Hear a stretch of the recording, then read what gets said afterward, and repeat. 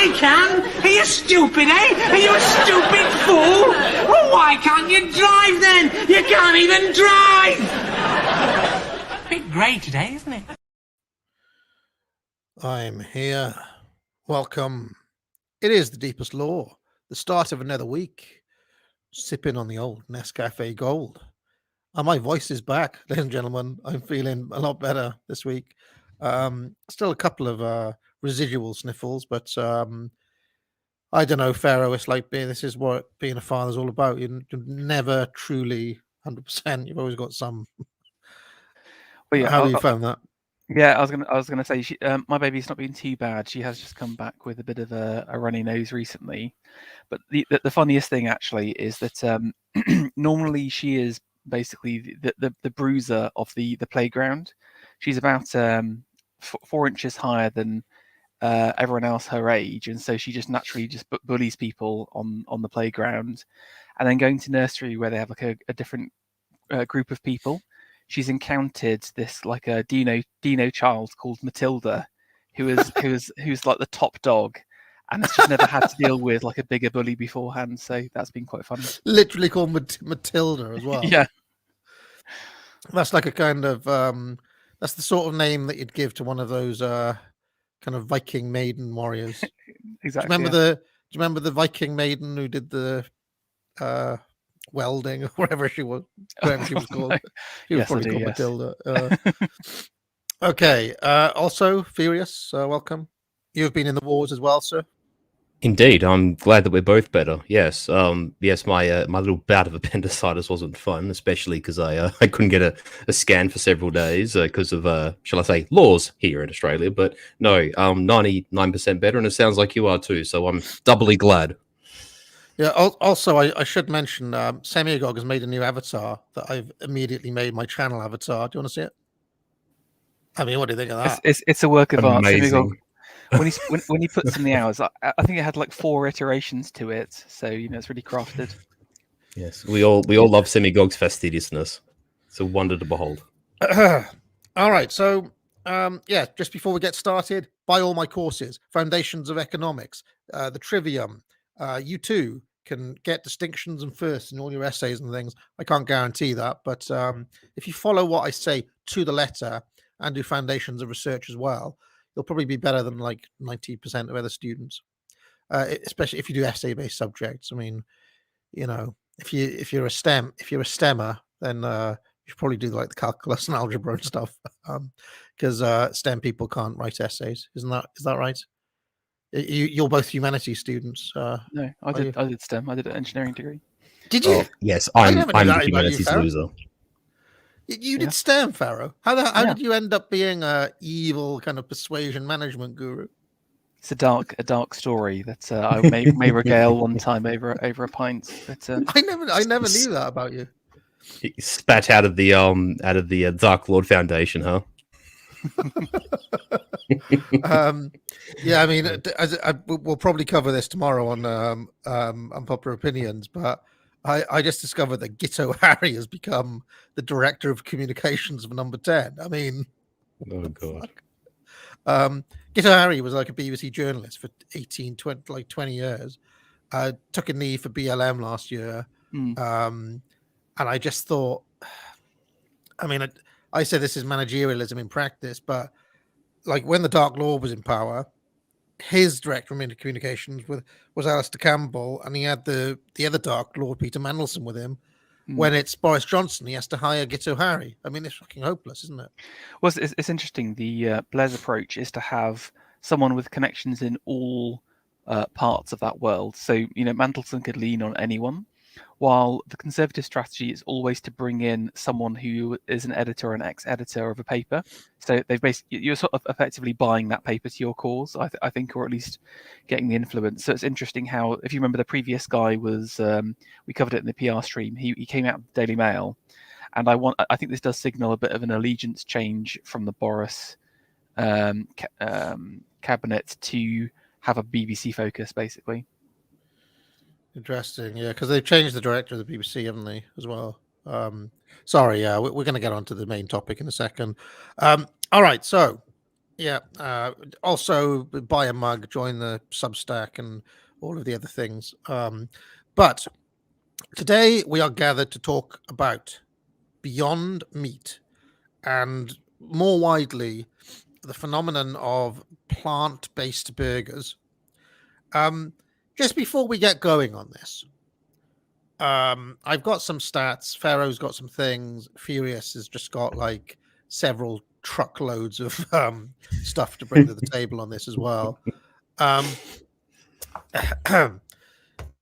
when I was growing up, call me old-fashioned, but it was just called a veggie burger.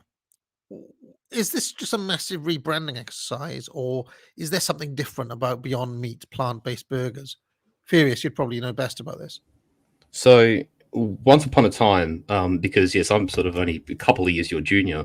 Once upon a time, if you went into a service station or a bar or bistro or whatever, if you bought a veggie burger, it was two ends of the brioche bun, and inside they would just have ingredients sans a burger patty. So you'd have some capsicum in there and some lettuce and tomato, and maybe often what they would substitute the meat for is say like a big field mushroom, because it sort of has that similar kind of size and appearance, and you'd get your veggie burger, not a problem. What this is imitation meat. And imitation meat of an extremely poor quality and of very questionable sourcing. One might say it's sort of like manufactured meat replacement.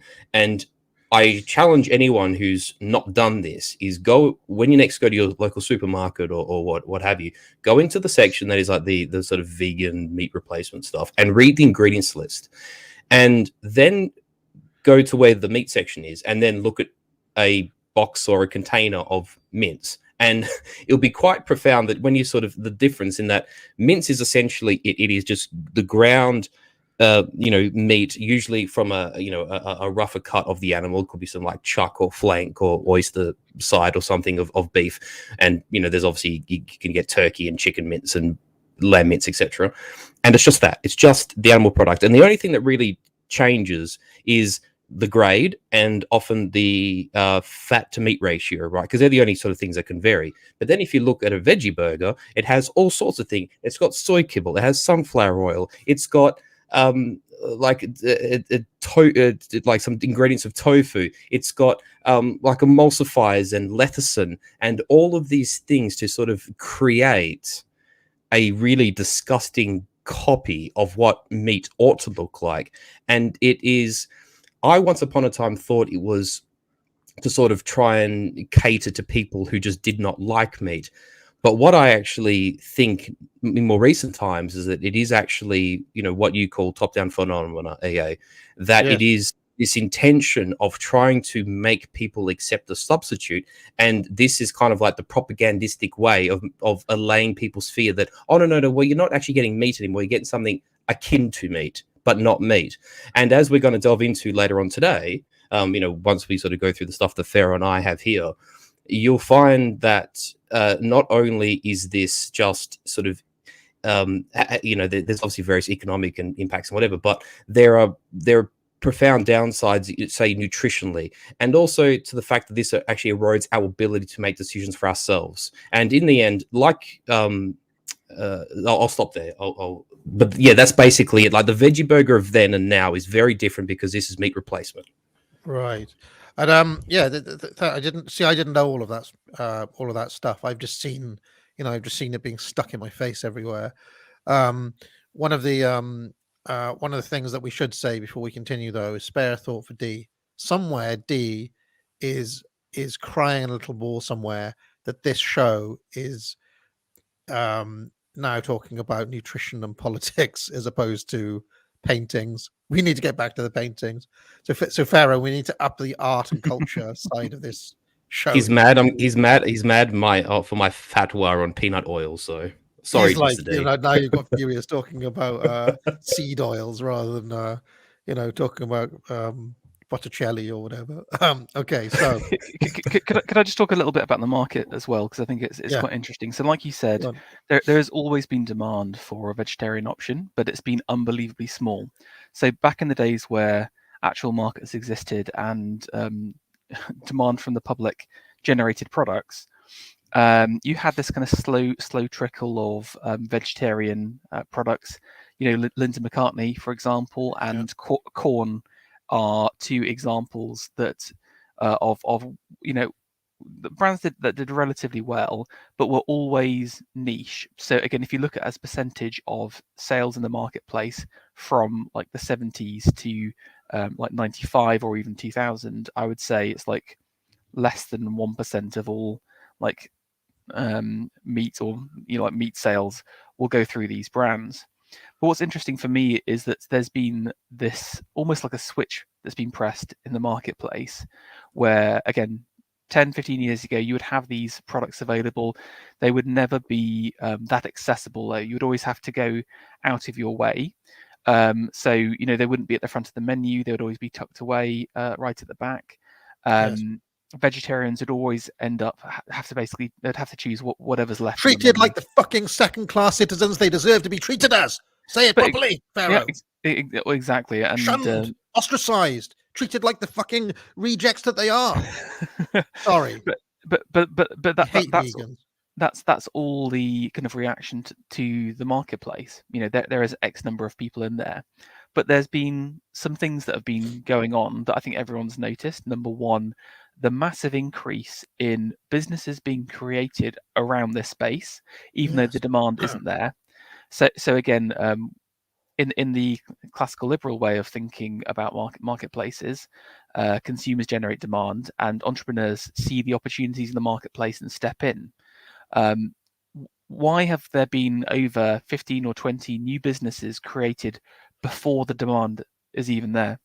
And secondly, in terms of prominence inside supermarkets, restaurants, etc., massive preference has been placed on these products over and above others, and that's not even proportionally. They've got huge amounts of supermarket real estate, don't they? Yeah, firms have paid good money to have that shelf space. I even saw a Just Eat advert literally yesterday, just talking about their new vegan range they've got, and it was over 8 different brands pushing their meat substitute products from KFC to McDonald's and Burger King. There has been I'd say a seismic shift in the marketplace, and I guess the question is, why has that happened? Why now? And what's causing it? No, I have some figures here, Pharaoh, and I also have a hypothesis that I want to present to you two and everybody. If you follow me on Twitter, you've seen this already, but these are the per unit sales of Beyond Meat and other substitute goods for meat products. So Beyond Meat is their tofu field roast, Beyond Meat sausage, Morningstar Farms. Now I don't know who they are, but they seem to be the market leaders here. Do you know who they are? I've actually never heard of them. Yeah, they're quietly the market subsidiary. I think this is all American, though, is it? Yeah. So what I thought was interesting about this is American data, and these are sales figures not for the entire year, but for 12 weeks in 2021. Okay, 12 weeks ended August. Okay, so 12 weeks of 2021. These are the sales figures. And what's interesting about that is a bit of the old economist AA can do some sums now, right? So I worked out that in 12 weeks, Beyond Meat Burgers sold 3.6 million units in America. Okay, now when you bear in mind that there are 334 million Americans, and this shit is being pushed in every single supermarket, that is actually a very low unit sales. Okay, even 3.6 million, but 3.6 million across all of America is fucking nothing. In fact, a tiny wedge of the market. Yeah, in fact, I worked out that if you divide 3.6 million by 12 weeks, they're selling around 300,000 Beyond Meat burgers a week. Okay, so they're per week per unit sales, are 300,000, and if you divide the population of America by that number, we're talking about something like 1 in 1,113 people will actually pick up. So out of every 1,113 people that walk past that supermarket aisle, one person will pick up a Beyond Meat burger. I mean, that's a shocking return. It really is. Mm-hmm. I reckon the return rates on academic agency courses are better than that, Pharaoh. I mean, out of every 1,113 people, I think more than one person buys a course from me. But Beyond Meat are doing worse than that with the entire globalist media behind them. So, And I'm sure you haven't had one return yet on your course either, AA, on any of them.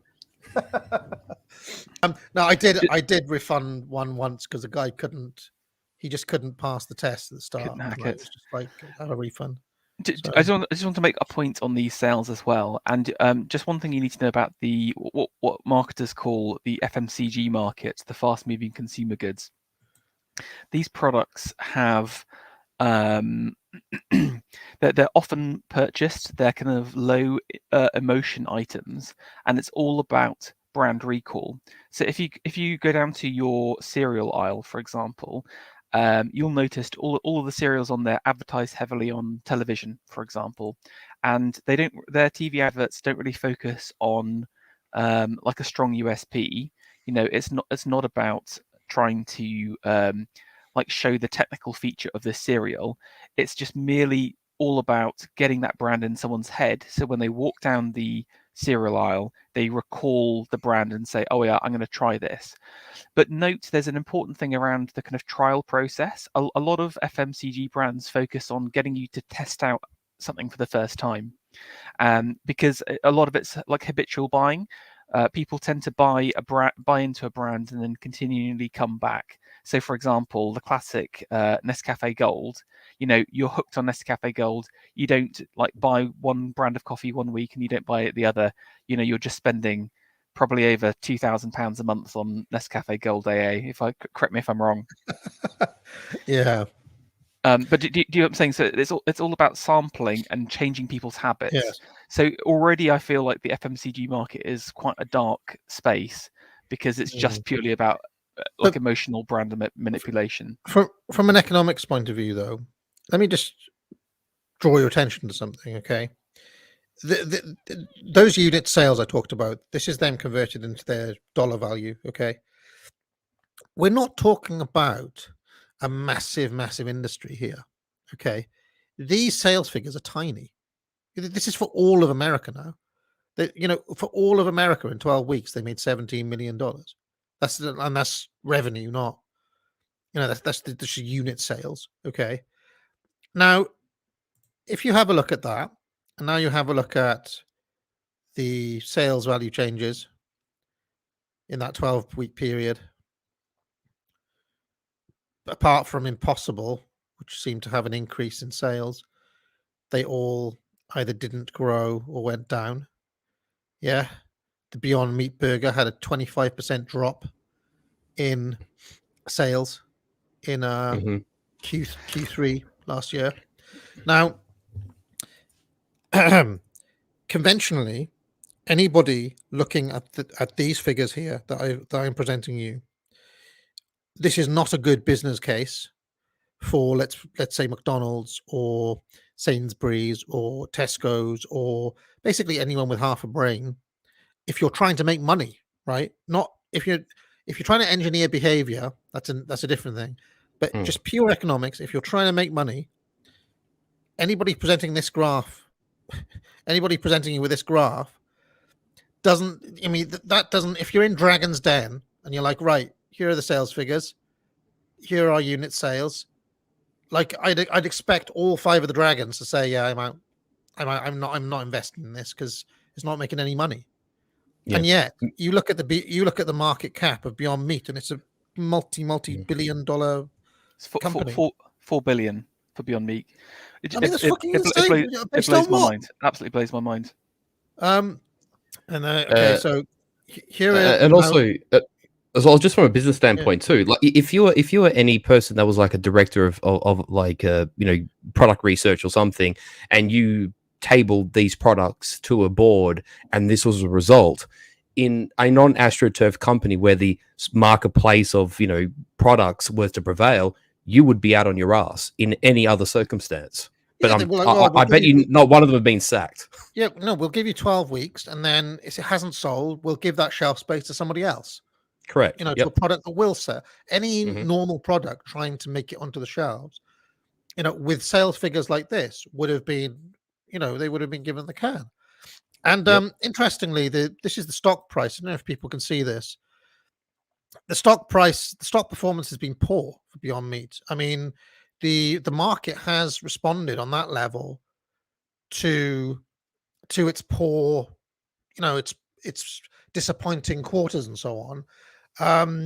So to an extent, it is AstroTurf by Wall Street, but Wall Street also has a habit of being like, yeah, but it's not fucking making a return.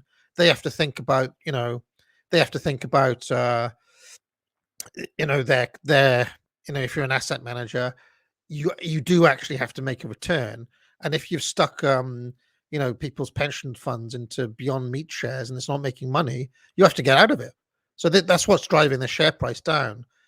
At a certain level, even Larry Fink of BlackRock can't escape the real economy, if that makes any sense. They can AstroTurf to an extent. They can AstroTurf to an extent, but what I'm suggesting here is that this is not coming from. To an extent, it comes from Wall Street, but it's not purely coming from Wall Street. And this is where I want to present my thesis here, friends. And just to reinforce your point, just very briefly, what you said is quite true. Is that you can AstroTurf and you can have all this PR and marketing, etc. But there is something quite unique in this sort of discussion here, that even no matter how corrupt the market may be, or how as distorted as it may be in current year, there is still, when it comes to money and finance and the stock market and investors and what have you, there's still this immutable law of profitability and numbers that it's an iron law that they can bend it to a degree, but they can't ever dismiss it. Would you say? See, I'm not sure about that, because all you need to do as a startup is just to get more capital, and so you just go on the funding round train, and I think part of the reason why there's been so many kind of unicorns which have yet to make any money is because there's so many of these basically zombie businesses that need to be propped up with increasingly large amounts of capital. So absolutely, I was meaning my statement as a reflection of the stock price, not where these companies would fold or not. Yeah, sorry, I mean, but you're right, Pharaoh. They can create these unicorn companies with the IPO, right? Where it basically means that in exchange for shares, Beyond Meat have got tons of liquid capital that just from selling shares to people, and to an extent that can give the money in the capital and money in the short term, but the actual stock price itself, there will be they're trying to, as I understand it, Bloomberg and Reuters and so on are trying to rejig how they calculate stock performance to because it's a, how can I say, it's like it's a job in itself. Like a business analyst has to get all of these different indicators and they stick them into this massive kind of spreadsheet, and after doing tons of complicated sums, they come up with a valuation. Okay, and then they'll go to all of the sorry, they go to God. Give me a second.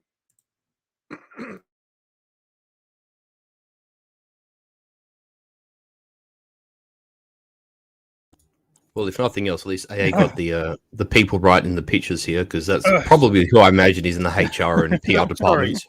Sorry. In the okay, so if you can imagine all of these asset management firms and all of the investment banks, they will have people who work in equities and who deal with stocks and shares. Okay, they have an analyst there who crunches all these numbers, and they'll say, well, based on all of this input data, this stock is overpriced or this stock is underpriced. Okay.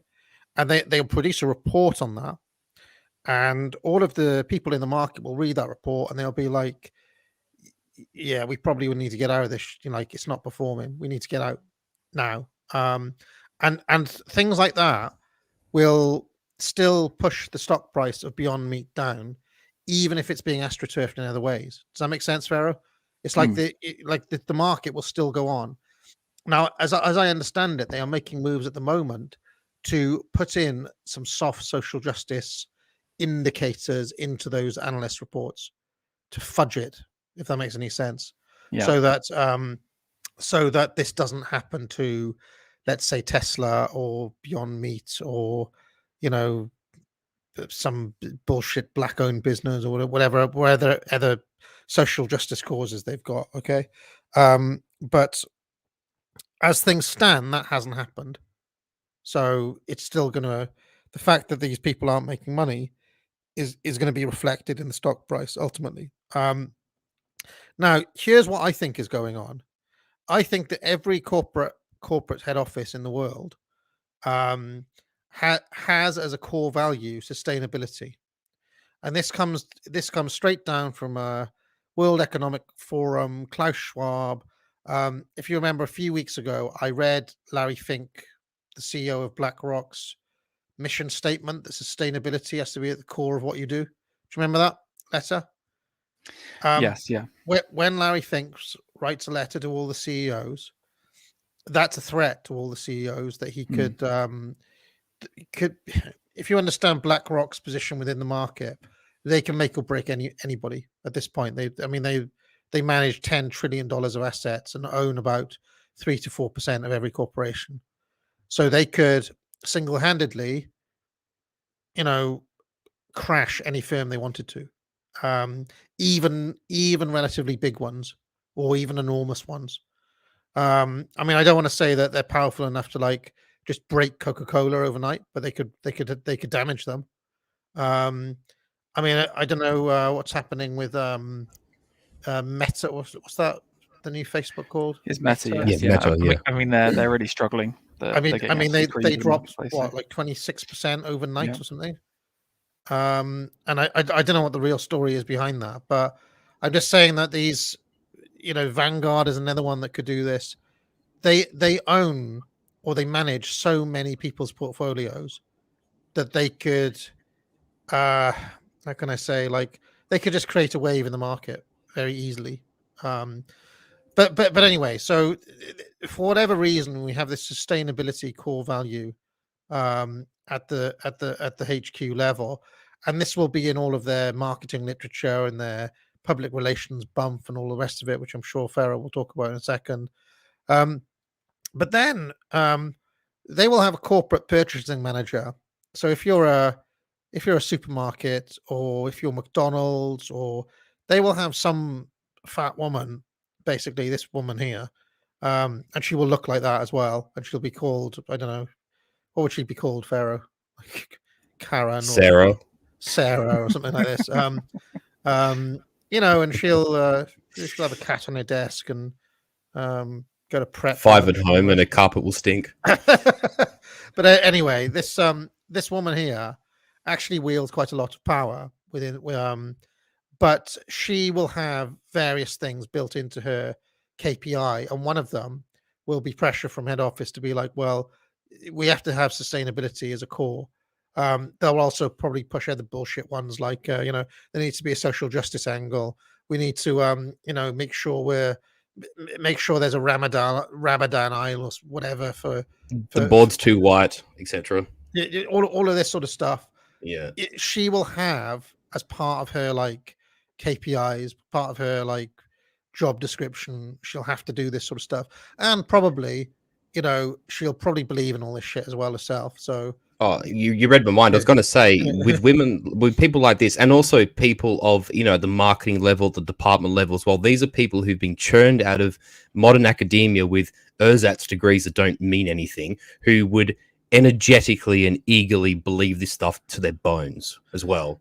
So they're basically like the Tranissary core in the corporate body of these companies.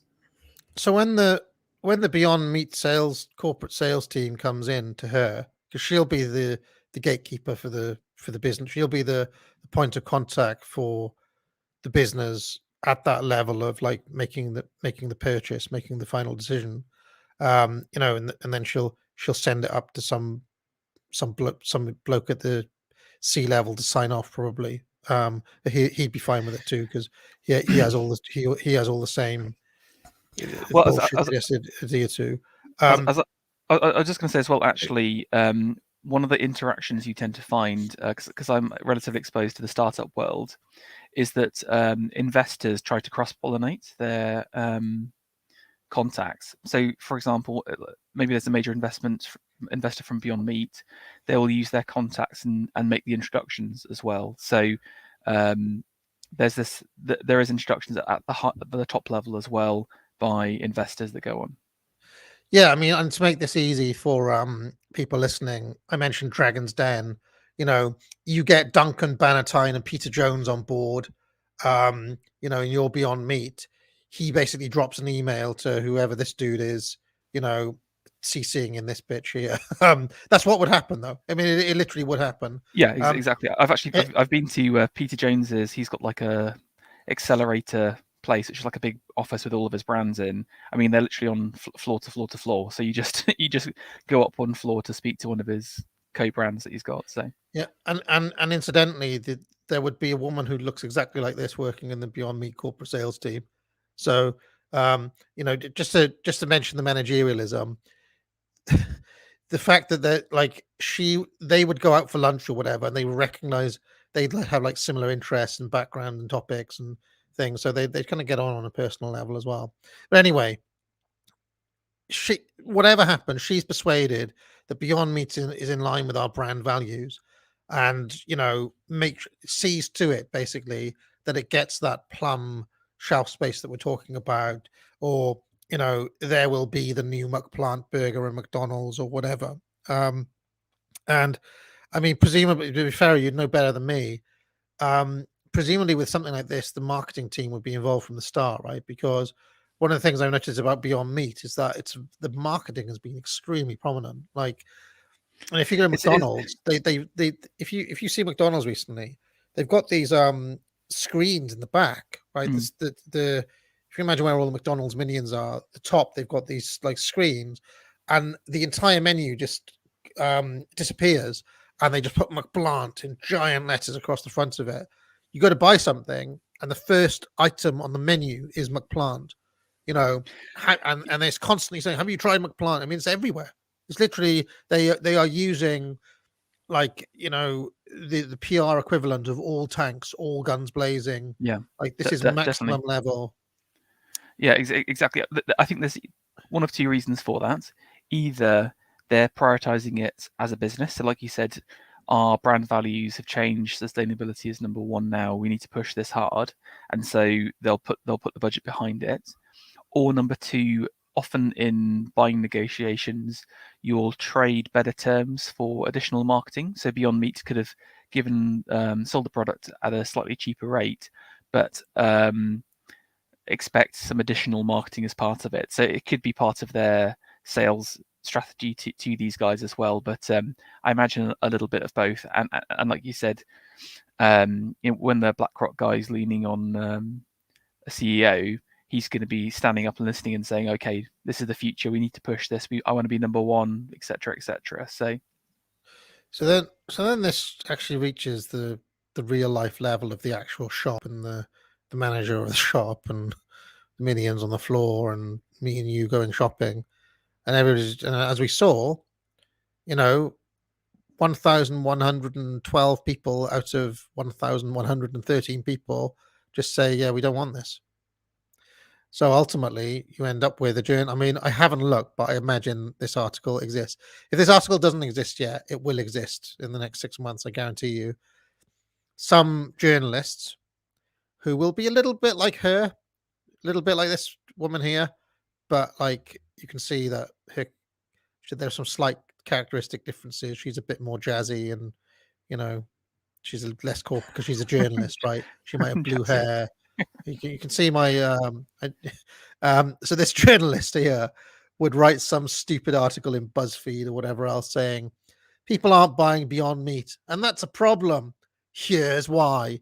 And then there'll be a media push to try to get people to try to guilt women in particular into buying more Beyond Meat stuff. Yeah, I find this very interesting. Before I just hand over to you, Pharaoh, there's one more thing I want to mention, which is that I haven't double checked, but this sale here from the Beyond Meat team to Tesco's, Sainsbury's, McDonald's, whoever else, I haven't checked their contracts, but a lot of those contracts are wholesale contracts. Yeah. Which means that the losses are absorbed by the retailer, not by Beyond Meat. Do you happen to know? Sometimes they'll have buyback clauses in it, depending on how big the brand is. Yeah, I'm interested to know who is absorbing Beyond Meat's losses. Is it i.e. those sales that we saw, those Beyond Meat sales that we saw, like, are they wholesale? Like, because it's one thing to make corporate wholesale. That just means they've sold it to a company. It doesn't mean that like people have actually bought it at the other end. Yeah, So exactly. That's how we saw that one company that did really well. Maybe that's how they're fudging the books a little bit by hiding their sales. Like the tricks that you can pull for your quarterly IPO calls are are very long and maybe worth another stream in its entirety. I imagine that the supermarkets are taking the hit on most of it because I didn't involve myself that much with buying on the FMCG side, but did some stuff around white goods. And with those guys, especially for new brands who are untested, they'll have quite strict buyback clauses. But because the products go off, I think you just can't do that. Once a burger's gone out, it's got a certain shelf life. So the other thing I wanted to bring up was, I was talking about this idea of the FMCG being habitual and the importance of that, like, taste to purchase. Even like I wonder whether a lot of people will be purchasing, but for like to test it out. I've heard a lot about it. Let me taste it. So you often get this initial wave of purchases, but then people's habits don't change because it's crap, and especially with this kind of product, it's all about the taste.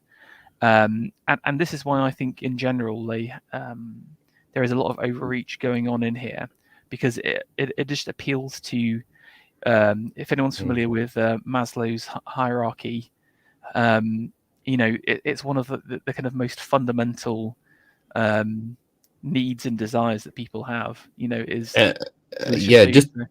Just to buttress you, Pharaoh, basically our consumption of meat is actually fundamentally tied into our evolutionary biology. That's what even a lot of us don't realize. And I only learned this a couple of years ago, through my own investigation and research, is that, what has made humanity in an anatomical sense and what was the cause of our sort of brain expansion, our ability to gain mental faculties, was meat. It was actually meat. And it is so innate in us, and like our desire for meat is so encoded in our sort of genealogical journey through history. They're trying to undo that in the space of a generation or two generations, Pharaoh. That's the amazing thing, and that's what people really need to sort of get to the nub of, because that is true. I just want to mention that Tristan has come in, your mate Furious. Do you want to say a couple of things before I hand Indeed. over to Pharaoh? Yeah, sure. Well, what in regards to Tristan coming on? Because by the way, welcome, my friend. So this guy, I've been sort of watching him for a couple of years on YouTube. Is very good at what he does. He's actually interviewed a lot of people in sort of the spheres of nutrition. Like, for instance, how I came across you, Tristan, is your interview with Belinda Fetke, for instance, and and sort of trying to get into this sort of keto journey and eating right and food research and whatever. Just for the record, Tristan, at some point in time, we're going to get into like, for instance, like the Kellogg's brothers, the invention of Crisco at the start of the century, and Ansel Keys' diet heart hypothesis. So, and that's actually why I wanted you on. I'm really, really stoked that you're here. But yeah, and for those in the chat, Tristan is really the guy for this. He's if I'm not mistaken, mate, you've ventured, like, you've trialed veganism and you've trialed carnivore and you basically have a keto lifestyle. Is that true? Is that correct? By my understanding? Oh, no audio, bro. We can't hear you. Yeah, we can't hear him. How's that? Does that work? Oh, gotcha. Yep. Sorry. Yep. Go ahead, mate. Perfect. Yeah. Well, first of all, thanks a lot for having me on. Sorry for being so late. I had a couple things going on this morning, but yeah, man, I've definitely gone through the ringer as far as trying to figure out what is a healthy way to eat, not by any basically almost not by choice, kind of by necessity, just due to having various autoimmune type responses to environmental factors, dietary factors. And yeah, unfortunately, I have tried a more vegan leaning diet, although I was never like fully 100% vegan for more than a few months. I think like 6 months was the longest time I went without meat, but I had a little cheese in there. Yeah, I cheated. I had a little bit of that cow rape juice in between my meat regressions. But yeah, as far as like the healthy human diet, just from a strictly physical health perspective, a more animal-based diet seems to work for a majority of people. Now, I'm not necessarily holding the position that this has always been the case. I think there are a lot of plant foods, including grains, that at one point we were obviously all able to eat in copious amounts without problems. I think the question becomes, what is it that's happened to our food supply, to the methodologies of production of our food, and to our guts that makes us kind of unable to handle a lot of these foods? There's so many people now can't even eat bread, whereas bread is a major staple food of all European peoples going back for millennia. Why is it that so many of us, especially in America, have this so-called gluten intolerance, right? And a lot of Americans, when they go to Europe, they're able to eat wheat, whereas when they're in America, they're not able to. So I think these questions of the methods of production of our food are very important, as well as like what is the root cause of a lot of the chronic disease that we're seeing today. I think there are many root causes, environmental as well as dietary. So yeah, I really appreciate you guys having me on. By the way, I have a YouTube channel. It's called Primal Edge Health. Yeah, I think the name's super cringe. It's like I made this YouTube channel in 2014. So, I love or hate the name, but I do enjoy what I've been doing the last few years. I also am on Rockfin, where you can find all my uncensored stuff, where you can, speak openly without having to self-censor like we do on YouTube on so many topics. So you can find me at Tristan Haggard over there on Rockfin as well. But yeah, thanks a lot for having me on, guys. Furious Keto, Pertinax, Pharaoh, and Double A. Really nice to meet you guys. Thanks, mate. Oh, good. Yeah, So should we just go back to the agenda of what we're doing, AA, and then we'll sort of gradually pop in? So I think Pharaoh's presentation is important, so let's plug on. Yeah, why don't we start with this government paper that you've initiative? Yes. So let me just do a bit of a background to this.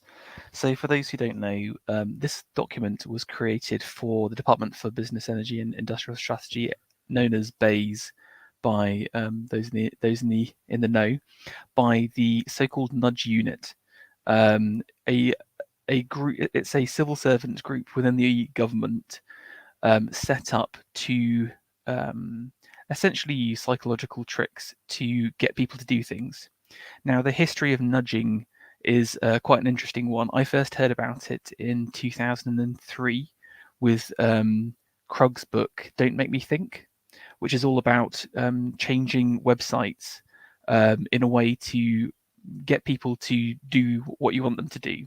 So, for example, they discussed studies where increasing the button size on a website by 10% made more people click on it.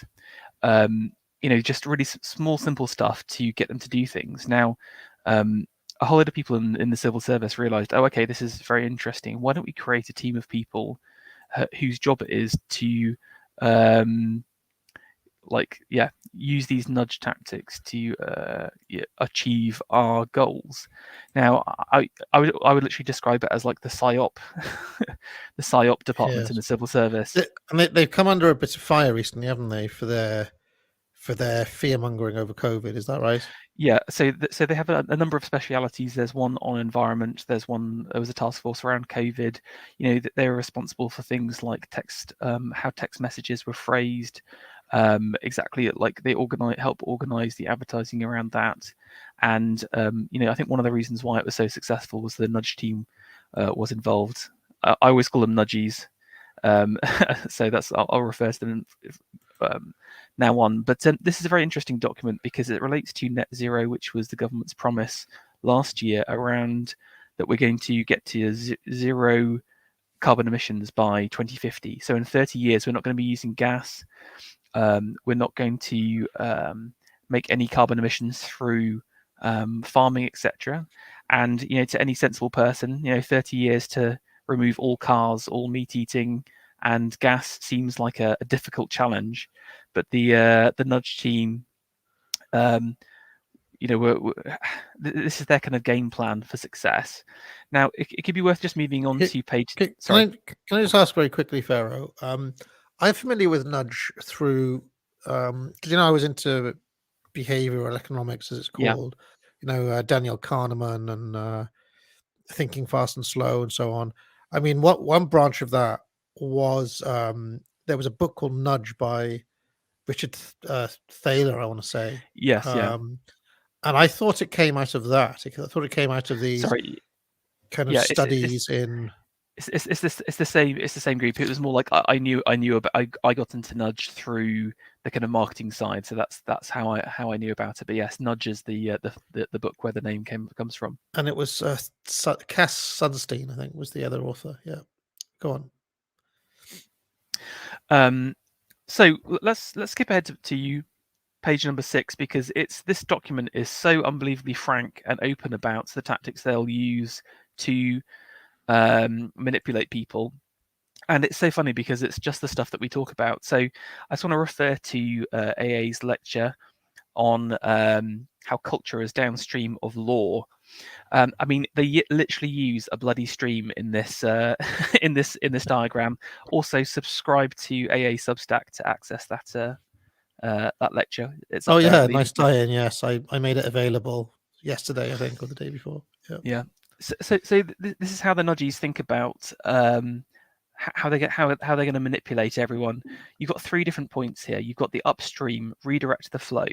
So align businesses, markets, and institutions with net zero.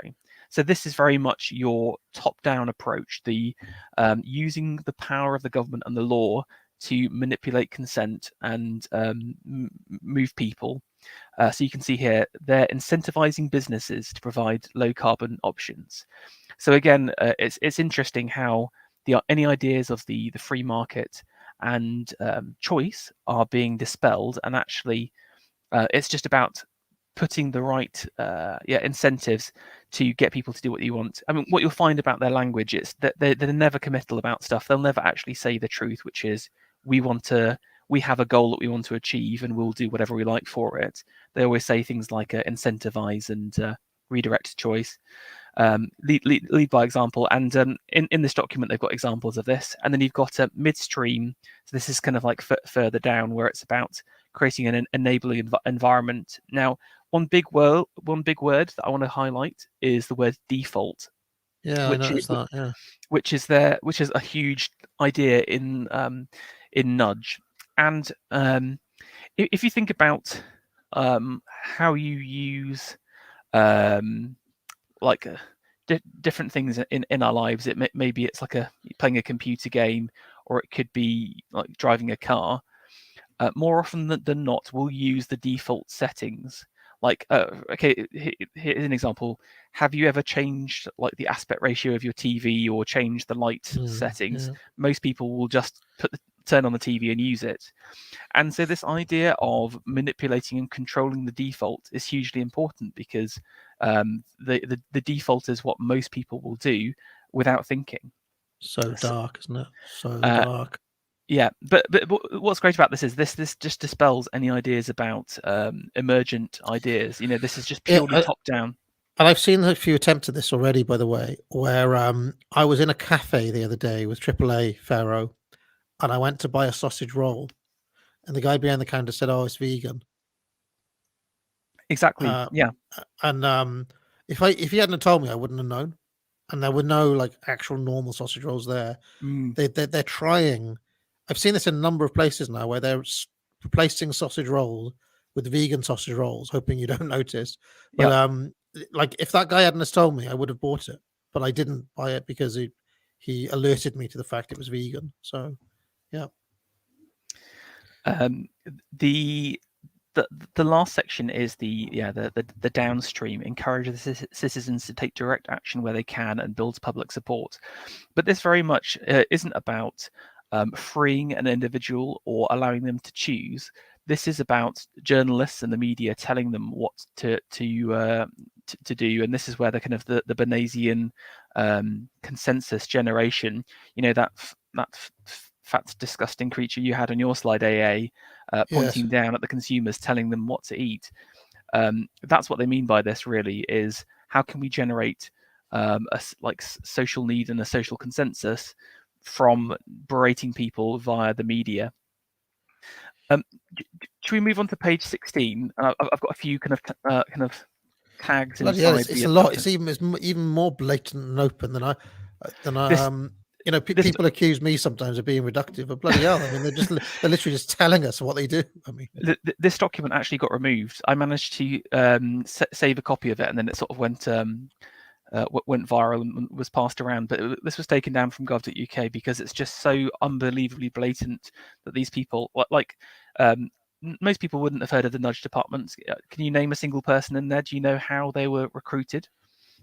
No. We talk about the invisible dictator, but these people are literally just totally unaccountable and evil. I thought this was quite good. This was their discussions on how does behavior happen. On the one hand, we have agency, free to make choices within the world we occupy, free to turn our heating up or down, free to choose a beef burger or bean burger, blah, blah, blah. On the other hand, our choices are constrained and influence is by our context. Is it true in a simple sense? Which option is cheap, available, and most convenient? So what's interesting is this idea of the open market, that the consumer-driven economy is just out the window, and they fully admit it. It's all about context, and your vegan sausage roll conundrum is an exact example of this. So you can see the 3 bullet points down here. They want to intervene to encourage individuals to make different choices and to change the choice environment. And again, I think there's a real in my mind ethical problem here, where the government is very Bayesian, by the way. This is a very Bayesian way of thinking. The change the choice environment and all this kind of where it's like, the individual's making a choice at the end of this, thinking it's their own choice. Like you don't need to do this bit of it because you've already done it further up the stream. Anyway, carry on, Pharaoh. Yeah. So no, that was the first point. Do you want to go to pages 20, 21, and 22 now? Should we scroll down a little bit? No, you were going to say there was an ethical problem. Oh, just that should the government be interfering? Sorry, if you scroll up one page, should the government be interfering in these matters? And I think what's interesting for me is the idea of the immutable individual. In fact, we talk about England being a liberal country, and obviously I have many problems with liberal politics, but at least in kind of Victorian liberal England, people had a choice, and the individual was respected. We've actually gone to this kind of weird, they call it post-liberal, don't they? This kind of post-liberal environment, but basically it's kind of like just raw authoritarianism, but just like a crap form where we don't even get to choose who our rulers are. We're being ruled by the nudge team with this random civil servant soy boy. Gottfried and San Francis, they call this the soft managerial regime.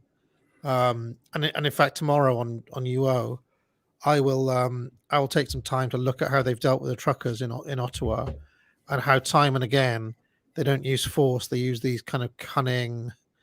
It's always the use of cunning and nudging, and so it's not that they're going to like do a full frontal assault on the truckers. They'll just kind of like see to it that their supply chain on fuel is removed, so that they'll just get cold over time, trying to persuade them to leave by making them cold. Mm. As a kind of like, how can I say, being aware they're on YouTube, it's gay basically. Yeah. Their way of doing everything is this like It's just it's insidious. cowardly. It's just disgusting. Yeah.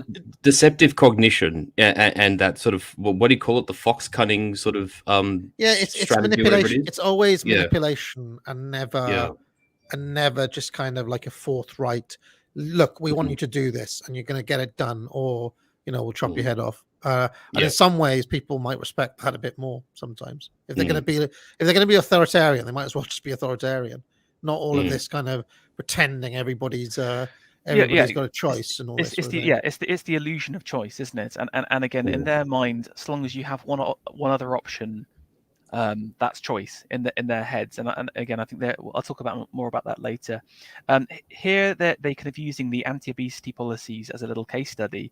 And again, this is they expose the fallacy of targeting individual choices rather than the businesses responsible. So again, they kind of realizing that actually we need to hit upstream, we need to hit the businesses hard. And they go on to talk about the soft drinks levy, which led to a drastic reduction in sugar consumption because it targeted change upstream, nudging businesses to reformulate what everyone drinks without changing what most consumers purchase. And if you go down to the soft drinks aisle now, it's just filled with non-sugar products. There'll be maybe like one small Coke, but it's been just totally manipulated to kind of to squeeze you out. So yeah, here's my ethical question: is this choice really? Is this free will we're living in, or are we just living in someone else's nightmare that they've created for us? One thing I did think that was interesting though, if you scroll down, this was a graph of the soft drinks consumption with sugar in it, and you're often challenged about do prohibitions work? Well, this is a form of prohibition, and here's a nice graph showing it definitely does work, and that's the reason why they do it. Yeah, or literally, another thing they did is that they just, the UK government just said, you have to reduce the size of the chocolate bars by 20% or whatever. All of the companies did it. You go to the supermarket, there is no choice to get the old chocolate bar. It's gone. So you basically have to do it. So you will, by compulsion, be eating 30% less chocolate. Unless you buy 2 chocolate bars, of course. Well, but I do think, again, especially in the food area, that's what I've seen people do. So again, like with McDonald's, they've shrunk the burgers, etc. And I just see people just buying 2 burgers instead of 1. So Yeah. like I do wonder. In my mind, all products and all verticals have like an emotional element and a physical element. And I think for products that are highly physical, there's only so much you can psyop. You can't psyop hunger or taste, and so I think they will struggle. Do you want to go down to page number 24 now? I'll try and share this out on Twitter later so people can have access to the full document. Okay, this was the lead by examples. So this was governments leading by example, and following their own narrative brings multiple benefits. And I thought this was an interesting section because, again, identifying the importance of narrative to manipulate people. If you look at the secondly here, through establishing widespread pro-environmental social norms and values is not easy. Governments can play a role. Government standards, actions, and laws powerfully shape perceptions of normative and acceptable behaviour. For instance, even with public criticism being high, many still perceived government approval as the yardstick for safe behaviour during COVID-19. We're allowed to do this now, so it must be safe. This reveals for many a deep-set reverence for legitimate government authority, regardless of one's personal political views. And I thought that was again fascinatingly frank, which is basically saying people will just basically do whatever you tell them to. So it doesn't actually matter whether it's true or not. We just press ahead with your narrative, and you can steamroller them, and it's just such an unbelievably dangerous thing to even utter. I find, because it's this shift. Sorry. Look at the third point, though, Pharaoh. Coming back to Beyond Me, public procurement is a powerful lever. Now, what we're talking about here is not the fat corporate, the fat woman sitting in the corporate purchasing office. We're talking about the fat civil servant sitting in the procurement office for the NHS or the procurement office for. And are we going to see? I can already see where this is going. Suddenly, the NHS buys Beyond Meat burgers and replaces meat on its menus with Beyond Meat. So now, if you're in hospital, you get a Beyond Meat burger instead of an actual burger because you don't Yeah, get a And choice when then you're in hospital, right? you're less compelled to have to generate, you might say, authentic demand because it's just being purchased by the state essentially, and then doled out to patients. Exactly, and if the UK government, not just NHS, schools, schools, hospitals, anything that the state directly controls and has a budget, they could use that budget on buying Beyond Meat instead of Yeah, actual meat, and yeah, you don't bookmark, really have a say about that. yeah, bookmark that because I have a link about De Blasio and New York State with public schools, but we'll get to that later. Pharaoh, if you want to keep going, mate. I mean, yeah, it's just to throw something in there. It's fascinating to see how cynical the people who are writing these documents are, right? And they really see media as a means to power. They really see life as the will to power. And there's no when you read, the behaviorists, which all of this marketing, all of the theory behind this is behaviorism. The core assumption of behaviorism is that people don't have an internal state. People don't have a soul. People don't have an actual mind. And there's no reason to believe this in their worldview.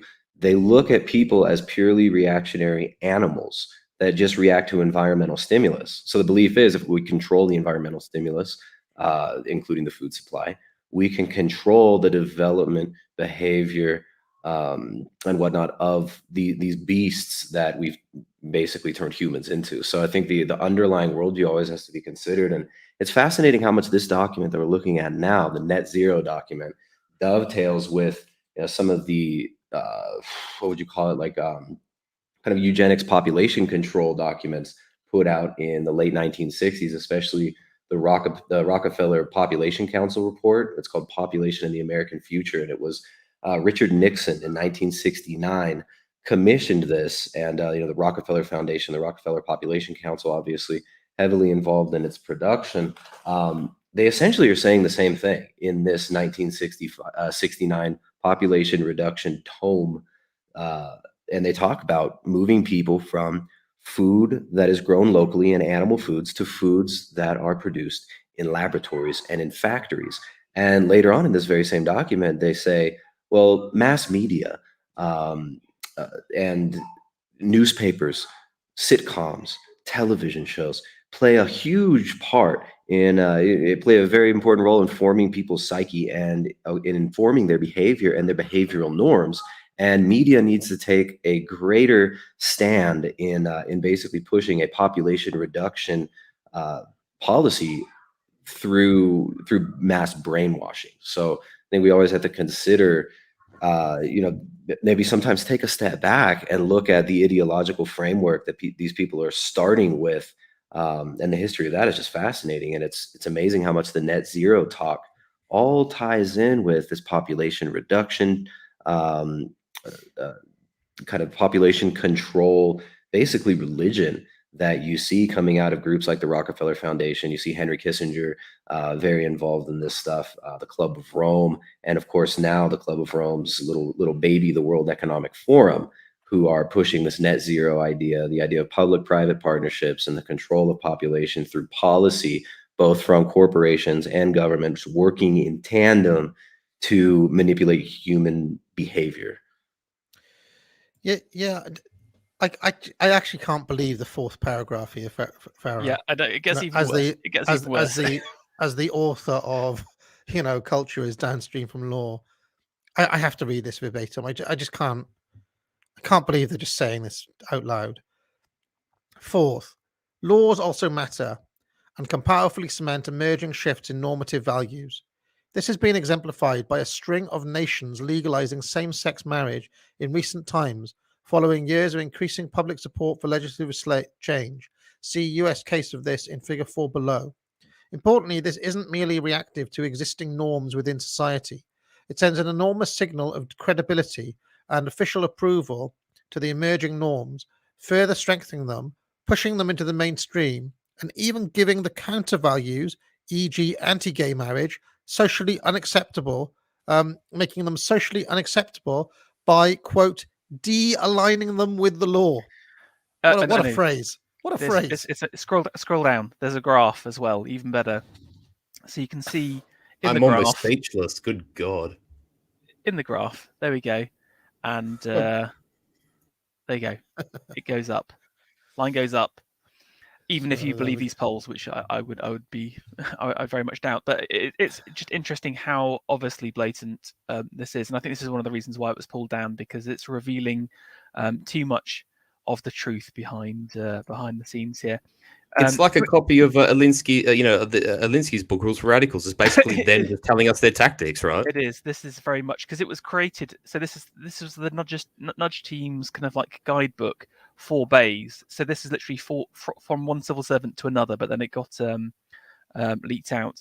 How amazing that they admit that net zero is directly tied in with ideas like non-traditional marriage and the dissolution of the family. I mean, they're admitting this right here. They're showing that they use the same methodologies and they see these both as means to an end. And of course, the net zero policies, the means to it, the ends that they're going towards are more expensive food supply, a more centrally controlled and planned global economy, and ultimately population reduction and population control. Yeah, and just going back to the third point, and they outline here in this little section what they're going to do. And one thing that you didn't mention, you mentioned hospitals, but also public canteen in schools. So if you've got kids in public school, with your free food meals that free school meals that Rashford's been pushing for, they will all be flipped to plant-based. So, if you're going to be part of society, you'll have this stuff forced to you. So again, there's something very dark about it. The only upside is I can see that court buildings are going to be forced fed. So hopefully the secret barrister will be forced to eat a whole lot of Impossible burgers. So that's not the one flip side, and the civil servants will have to have it as well. Can we go down to page 27, please? Yeah. Sorry, Pharaoh. I've just spotted something else. Sorry, go. Government institutions and high-profile individuals should lead by example and display committed and visible consistency with their own net zero narrative. For instance, conferences should be zero carbon, government vehicle fleets, police, highways, England, local buses should all be electric, government buildings should be zero carbon, which large scope for improvement within the NHS estate, public canteens in schools, hospitals, prisons, court buildings, government facilities should provide low carbon food. The UK government spends $2.4 billion per year on food. So there it is, in a nutshell, what we've been discussing. Yeah, in that which paragraph. is also why, for instance, when our ilk will see a news article or whatever of Hollywood actors attend conference in Palermo to discuss carbon policy or whatever, and they're literally flying to an airport on private jets, and then we sort of share these articles saying, oh well, they're being hypocrites. Not that they care, but they hate the fact that it gets revealed to the public that they're not sort of kowtowing to their own laws. And that paragraph is addressing almost that they realize that there is a segment of the population who will see their hypocrisy and buck against it. Okay, so this section is all about the default, and they had quite a good case study. So if you look at the second paragraph, defaults have also been used to nudge consumers into climate-friendly choices. A child in Switzerland defaulted over 200,000 houses and 8,000 enterprises into green energy plans and found that over 80% choose to stick. Now, again, this is very interesting for me because from a marketing perspective, because many many subscription-based services have this issue where, again, it's so habitual, people will just use the same provider. Even if they can save like 20-30% on their provider, they'll just stick with the same person just because it's just easier. I don't know if you've ever had someone come to your door to say that they can help find you cheaper providers before. It's such a habitual thing that it's just interesting how all you need to do is to flip people on the green choice and then they'll just stay with it because people are just too lazy. So again, all we need to do to get people do what we want is just to change these defaults in a very sadistic way.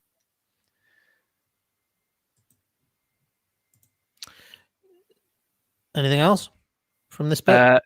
Not from that. Then I've got 35.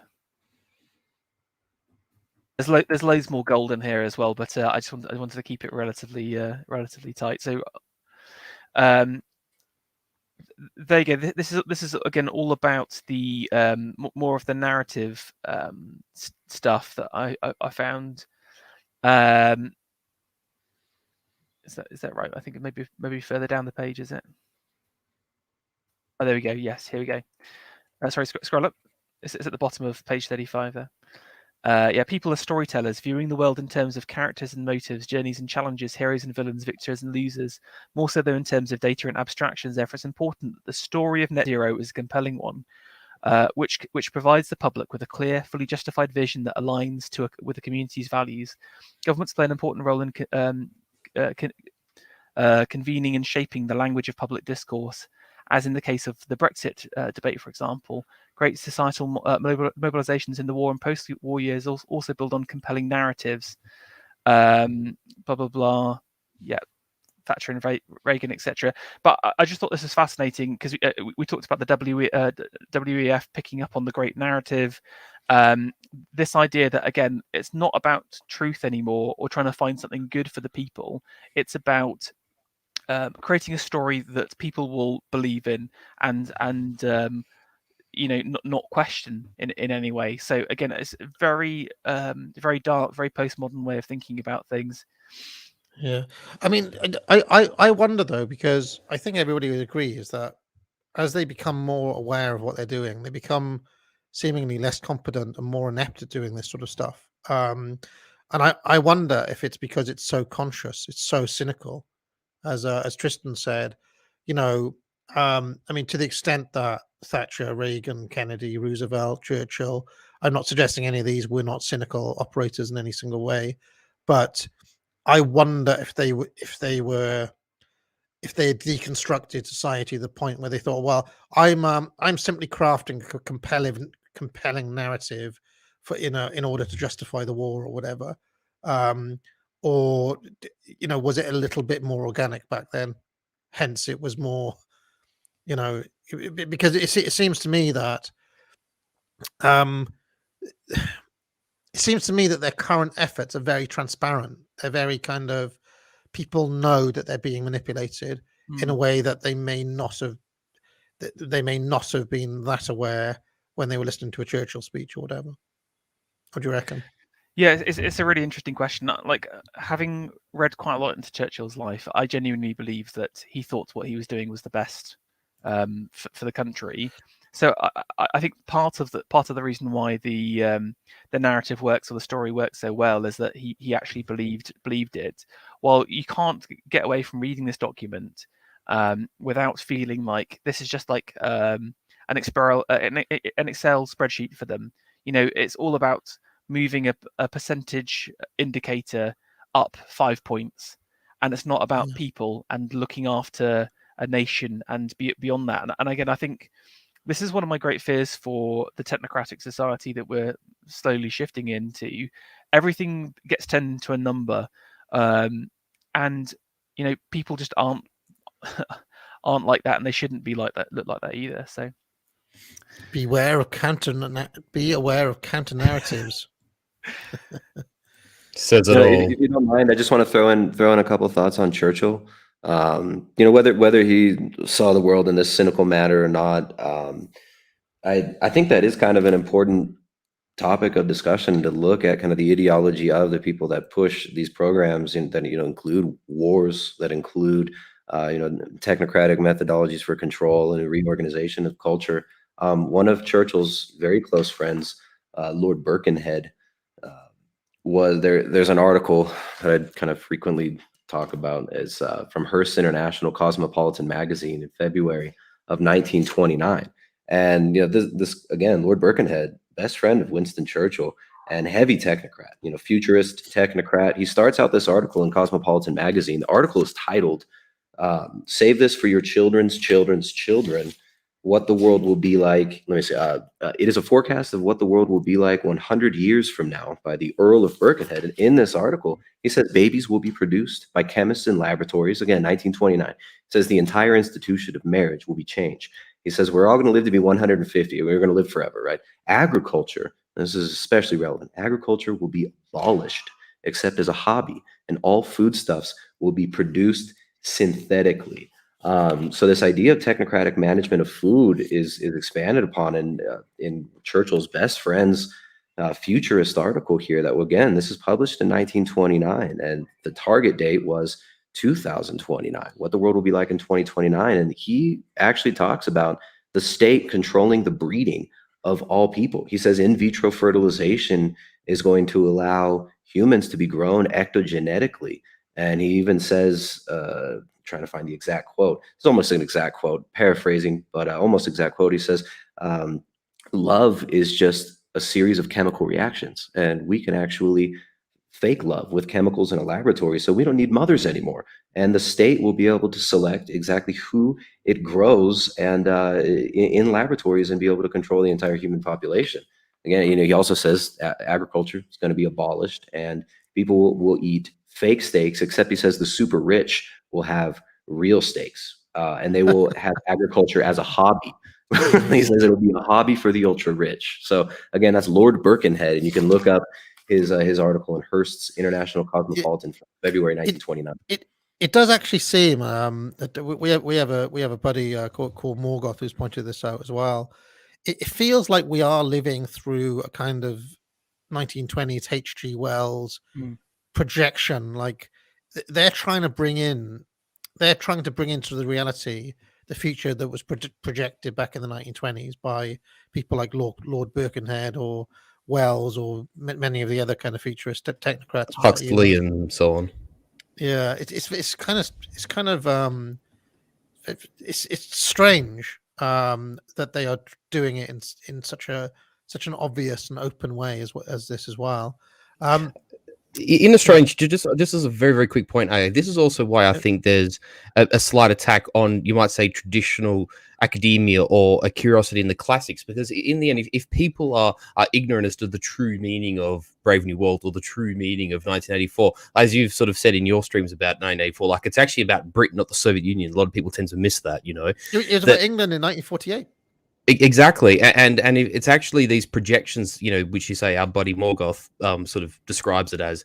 It's as if they can, and they completely dominate, you know, the academia and schools and the educational institutions, whereby they can sort of ensure that they can make absolutely certain of within their own power that 99% of people come across this, have the epiphany, to have the curiosity to even investigate this, never mind come across it, therefore leaving this tiny cadre of people like us who actually do and discover this stuff, that, you know, we're so few of a minority that, you know, to use your own phraseology here, that if there's no vanguard of tens, there's nothing, you know. What can I say? Yeah. I have to mention this bit as well, because they actually, you know, as a wider significance, they recognize the yellow vests in here.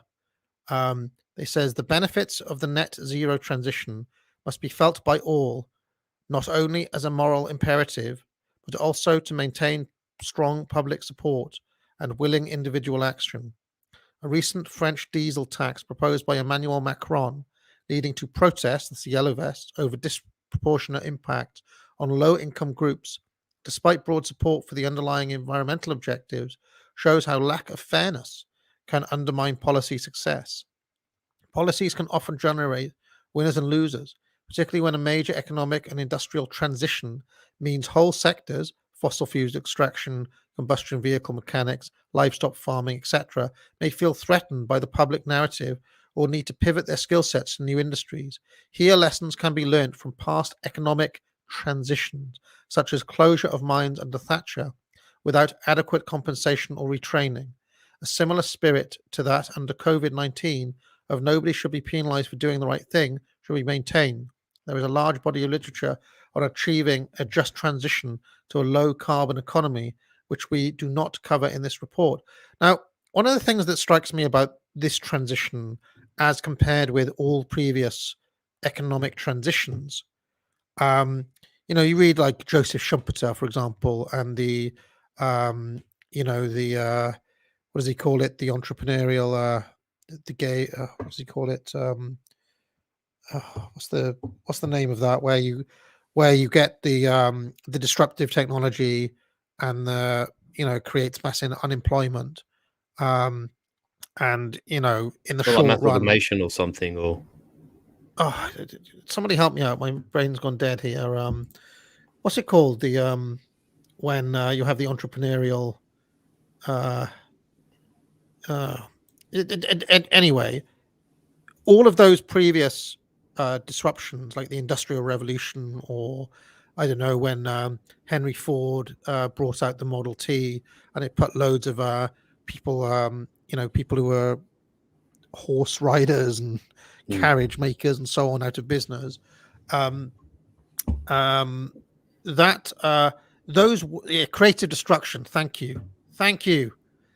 Yeah, those previous instances of creative destruction were actually organic in some way, whereas this is being entirely engineered from the top down. This makes it different from all previous um, moments of transition in this. They're forcing it. It's like, oh, we must make sure they're trying to manage change in a way that I don't think has ever happened in the past, unless I'm mistaken. Certainly in such a short window of time and on such a mass scale. One thing I did strangely pick up on here, which I don't know whether it's an admission on their part or whether it's just a little insight that might benefit, our ilk. But here, where they talk about just go back up just slightly. That's it. Thank you. No. About Macron. Despite broad support. Oh, hang on. Yeah. So they're talking about the diesel tax and the rights and whatever. Despite broad support for the underlying environmental objectives, so the people, when the yellow vests went out, the gilets jaunes went out in force and did what they did in France, they weren't actually attacking, or they weren't in opposition to the underlying ethos of what was happening to them. They weren't sort of attacking the philosophical superstructure of what was being implemented on them, but rather the scale of the thing, or the extent of the thing, or what have you, but not the underlying supposition of it. And that probably in some ways reflects the underlying weakness of these movements, whether they're authentic or whether they're not. But there's a weakness to them nonetheless, which is a failure and the philosophical underlying of them. I saw this yesterday. I don't know if I happened to bump into a truckers convoy yesterday. I had to pop into a service station to just pick up a couple of things, and there was a trucker convoy. Like UK Column were there. They had freedom flags and snack flags, and there was freedom not force was on the back of all of these things, and honestly, I could have been at like Woodstock or something. It was so boomer, so 1960s, so like love and peace, man. Stank of weed, and I just thought, all right, so this is the Great Resistance. It's like this performative counter, like 1960s counterculture. Not all the people weren't boomers, but the iconography was boomer, which means the underlying philosophical trajectory is 1960s counterculture. How are you gonna take on these guys when you're using an earlier iteration of their own ideology? To your point, Furious. Yeah, absolutely. So well, I mean, we've been inundated with propaganda that kind of deifies the French Revolution. The Bolshevik Revolution is heralded as this great social justice movement, and the idea of how the vision and the iconography that we're given culturally about how you affect change is basically the liberal model of like, go out with your signs and march in the street, and the media is gonna broadcast this all around the world, and everybody's gonna and then it's just going to magically shift because the elite will realize the shifting tides of of populism. But it's kind of a it's a misinterpretation of the historical process of what really happened in the French Revolution, Bolshevik Revolution. These were heavily funded movements, as we've seen over the last couple of years. If there are movements of resistance that are somewhat organized and populist in nature, and there are a lot of people involved in them, and they go against the narrative that the international elite are pushing, that they just simply get ignored, demonized. They get called racist. They get called bigoted, and so it's definitely not the model for change. Yeah. Petitioning 100% correct. with signs and and puff clouds of weed smoke. And that's not the way to go about it. I think we have to live we have to create real communities and actually live together in communities and build cohesive communities around the truth, around actual cohesive worldviews that that combine our community. So I think the model of simply asking the liberal elite to give us nicer kibble is not going to it's not going to affect change much. You're 100% correct on all of that, Tristan, and it seems like you've come to some similar conclusions as a lot of us. I've just written a course called Foundations of Politics, which will later be a book, and the book is going to be called The Populist Delusion, and it is basically about this idea that most major change in history has been elite driven, has not been a bottom up process of the people rising up, together. Um, all of those narratives, like from Martin Luther King to French Revolution to the Bolsheviks, they were all top down. They were all given elite backing of some description. Yeah, and they all had that revolutionary worldview. I like James H. Billington's book, Fire in the Minds of Men. He's a great academic. He's a secular academic. I don't agree with all of his views, but he did give a great history of the revolutionary, what he calls the revolutionary faith. And, it ties in with, all of these ideas coming out of lodges, coming out of occult societies out of Germany. And a lot of the revolutionaries in the French Revolution, they venerated the Protestant reformers as well. Protestant reformers also well funded by these German princes, and these revolutions are always funded and designed to bring in a new order, and the chaos and the economic destruction is a tool of that. Pharaoh, anything else on this document? Yes, there's one other little section. If we can move on to page 42, there's it sort of goes more into the kind of policy side at this part here. So this kind of shows you here's what's coming. Basically, this is a little menu of the next 10 years to come. So we've got one on diet here. So basically, we're not going to be able to eat meat anymore. We need to enable sustainable agriculture as fundamental to achieving net zero. If you're going to scroll down, you can scroll down a little bit. Yeah.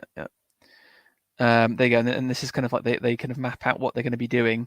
So replicating the success of the sugar levy, a producer or retailing facing tax could incentivize reformulation and diversification among producers of high carbon foods.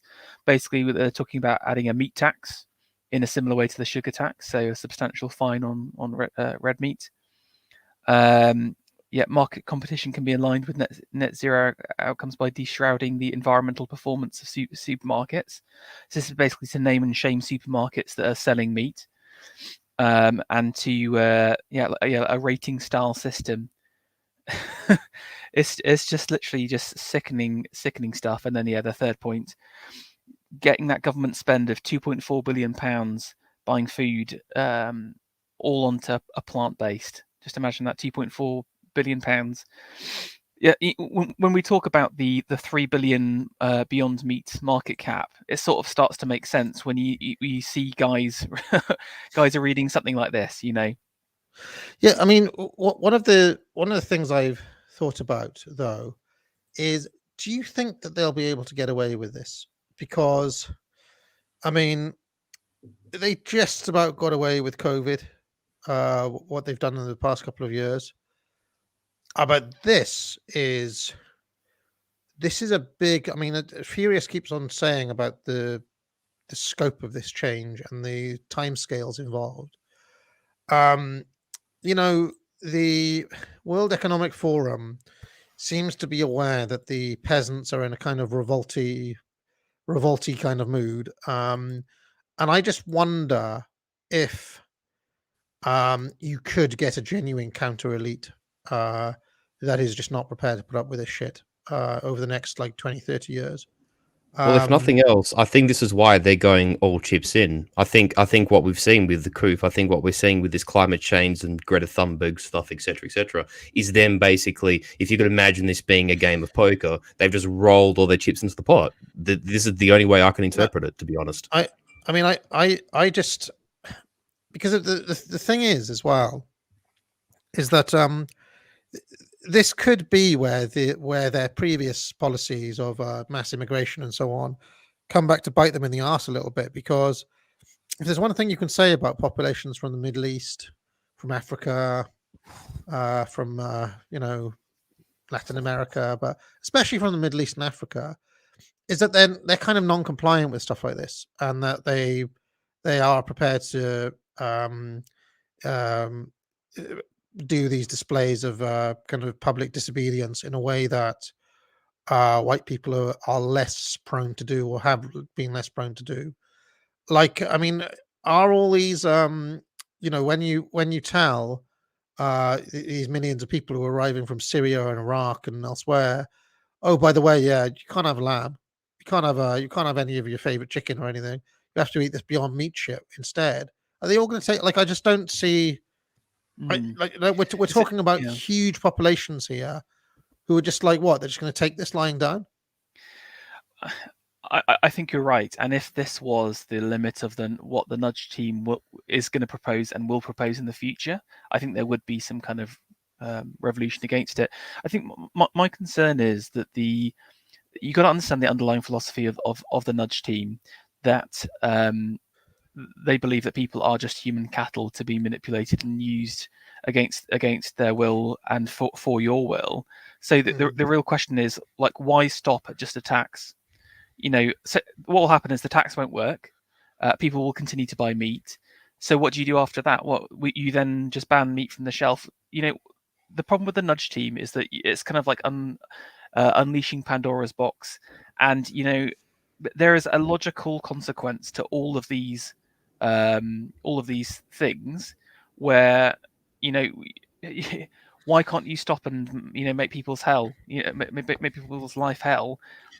Because if you ideologically believe in the reason behind it, the methods shouldn't matter. That's the fundament. That's the philosophy. So, one point to consider here, Farah, and so just very quickly, now I canvassed this in a video I did with our friend Mr. Patriarch a few months ago, and that sort of tangents onto when you brought me on the first time and we spoke about the the condition of Australian agriculture and us sort of being bought out by China and global elites, etc.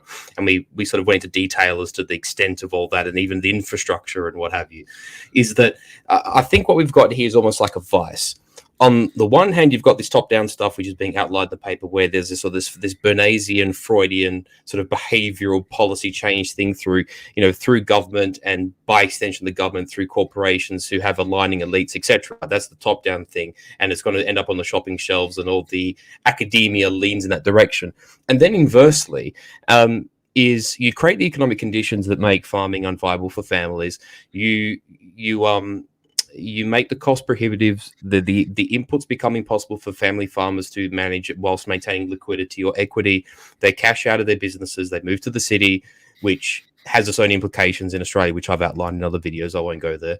But same thing in America. Tell me why a dude who made his money, jumping on the back of IBM and selling an OS that he sort of, you might say, carbon copied off Steve Jobs, right? Is the largest landowner of freeholding agricultural land in America. Why does William Fentz do this when he's on board with this agenda of the, as our friend Tristan calls it, the soy kibble, the plain kibble, right?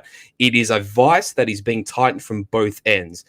And to address Farah's point, if the plebs don't eventually come to heel, well, they're just going to sell off the cattle, or when the stocks are depleted, they won't replenish it with new calves and new lambs and new baby goats and chickens and whatever. The supply will just evaporate, and then when all the big corporates own the farmland, well, they'll just plant corn and they'll plant soy and they'll plant wheat, and it will be drenched in glyphosate, and we won't have a goddamn choice. The supply will dry up. That's it, and you just have to cope with it. There'll be nothing on the shelves. You won't have a choice. The market will not provide. Yeah. So This is what's happening. Oh, sorry, go ahead. Yeah, I'm just not. I just think that because this comes back to what Tristan said earlier on. All of this stuff, and we can see that aspects of it don't work, right? For all of their nudge trickery, Pharaoh, the thumbnail for this stream was a picture taken when there was a shortage on all of the shelves during lockdowns last year, or in 20. In fact, it was taken in 2020 when do you remember when there was a rush and people went and bought all the food off all the shelves? So you can see the meat is completely empty, every single last scrap of meat. But even in those conditions, the plant stuff was left on the shelves. Even in a rush, even when people couldn't find toilet roll, people wouldn't buy that shit. Okay, so that's extreme. Like that is not. How can I say? What does Carl Schmitt say? It's the system under crisis, not things as normal under crisis. Well, that was under crisis. That was at a time of shortage. People still wouldn't touch it. Somebody in the chat is saying it boggles my mind that you think groups that are disproportionately welfare reliant will be more resistant to this kind of thing. I just know those groups. I just think, well, okay, let's test it. Let's ban fried chicken for 2 weeks and see what happens. I guarantee you some areas of London and LA and so on that they would riot over that.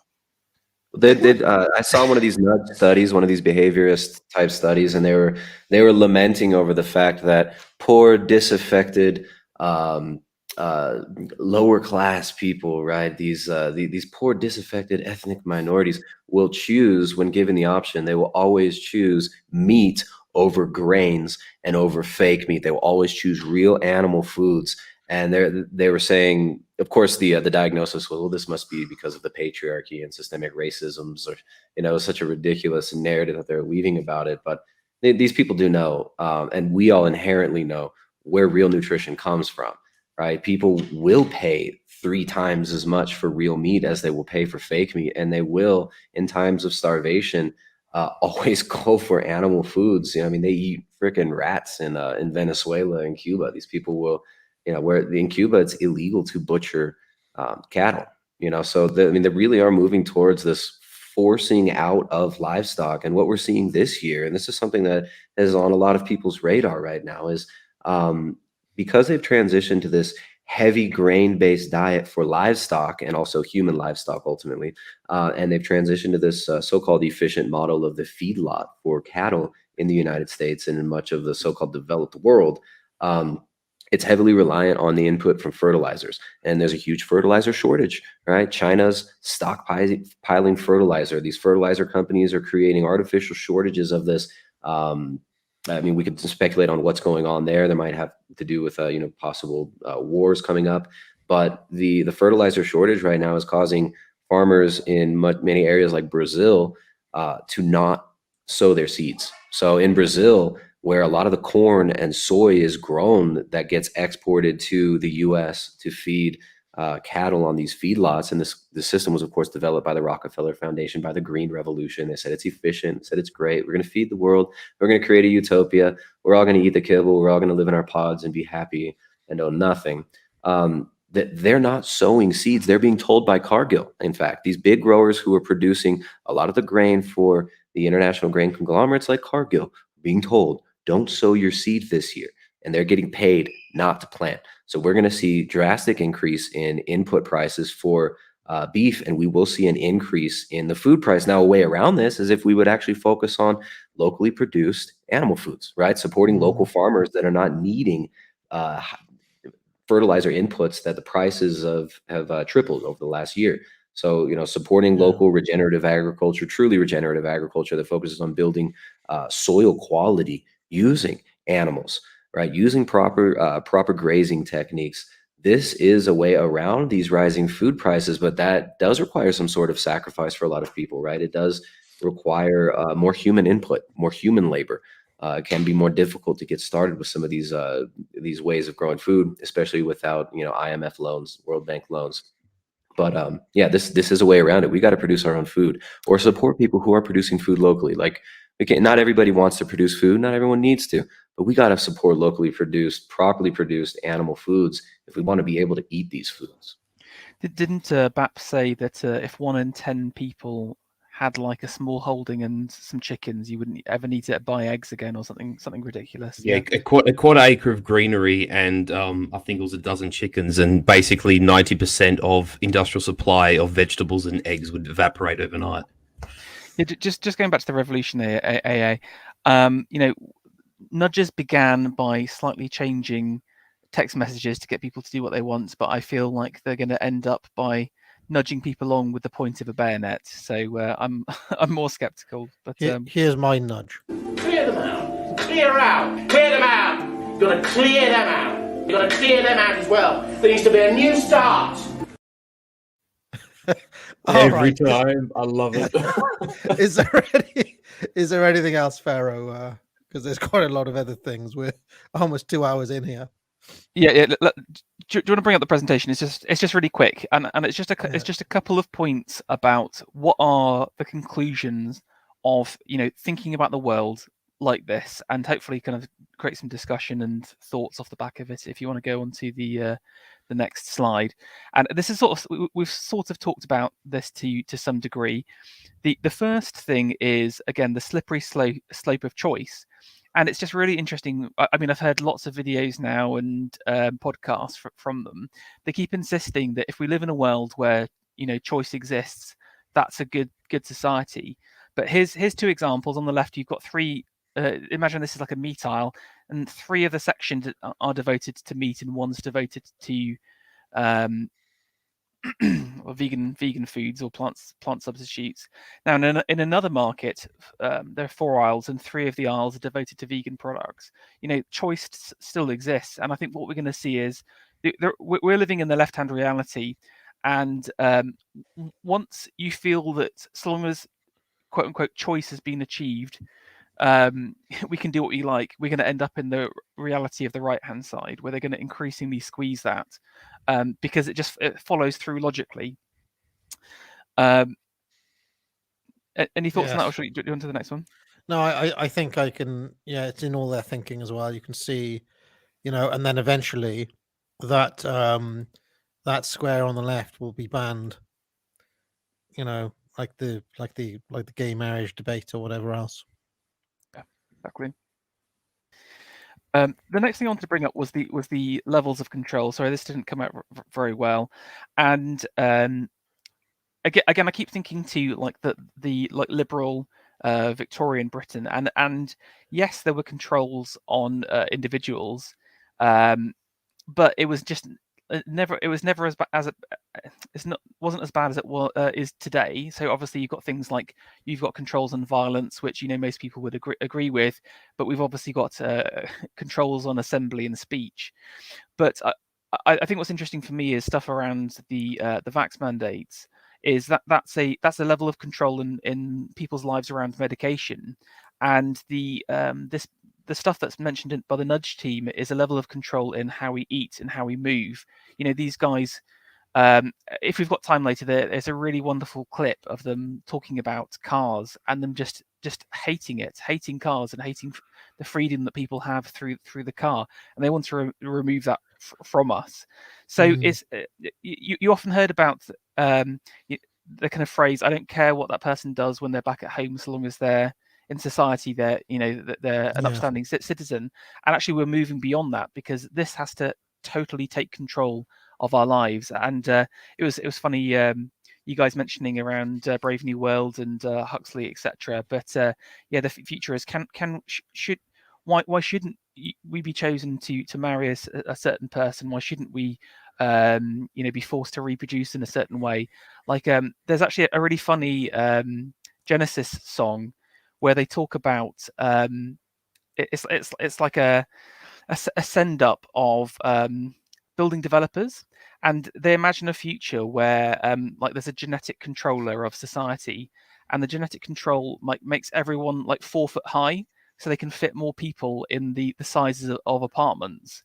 You know, that's the same mentality that these nudge guys have. Why shouldn't we genetically modify people to be 4 foot high, so then they fart less or whatever, so there's less methane in the environment? Yeah, but I mean, this is why I was going back to what Tristan said right at the start of the stream, which is that this is all based on behaviorism, but we know that behaviorism's bollocks. Like, and so do like any kind of people who've looked into kind of evolutionary psychology or whatever. Like, it's obvious that there are innate biological drives and so on. Do these like nudge people not take that into account when they're doing, like, because it's obvious that not all of these things work in the way that they imagine, that they just cannot, like, there are limits to what they're able to do, or they're not. What do we think?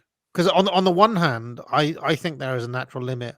On the other hand, if you had told somebody 100 years ago that I don't know, 25% of 18-year-olds would identify as LGBTQ plus, or even that there would be a category of LGBTQ plus, they would have thought you were an alien. So maybe they're right. I mean, maybe they are. What do we reckon? Is there a limit to this stuff or what? But that's why I think so much of what's occurring is multi-vectored. It's multifaceted. You know, we start. Well, I mean, I say we start school at 5, but I mean they're doing this even now at pre-primary and kindergarten. Like, for instance, you know, I have a relative of mine who is in that sphere, and already meat-free Mondays is a thing there.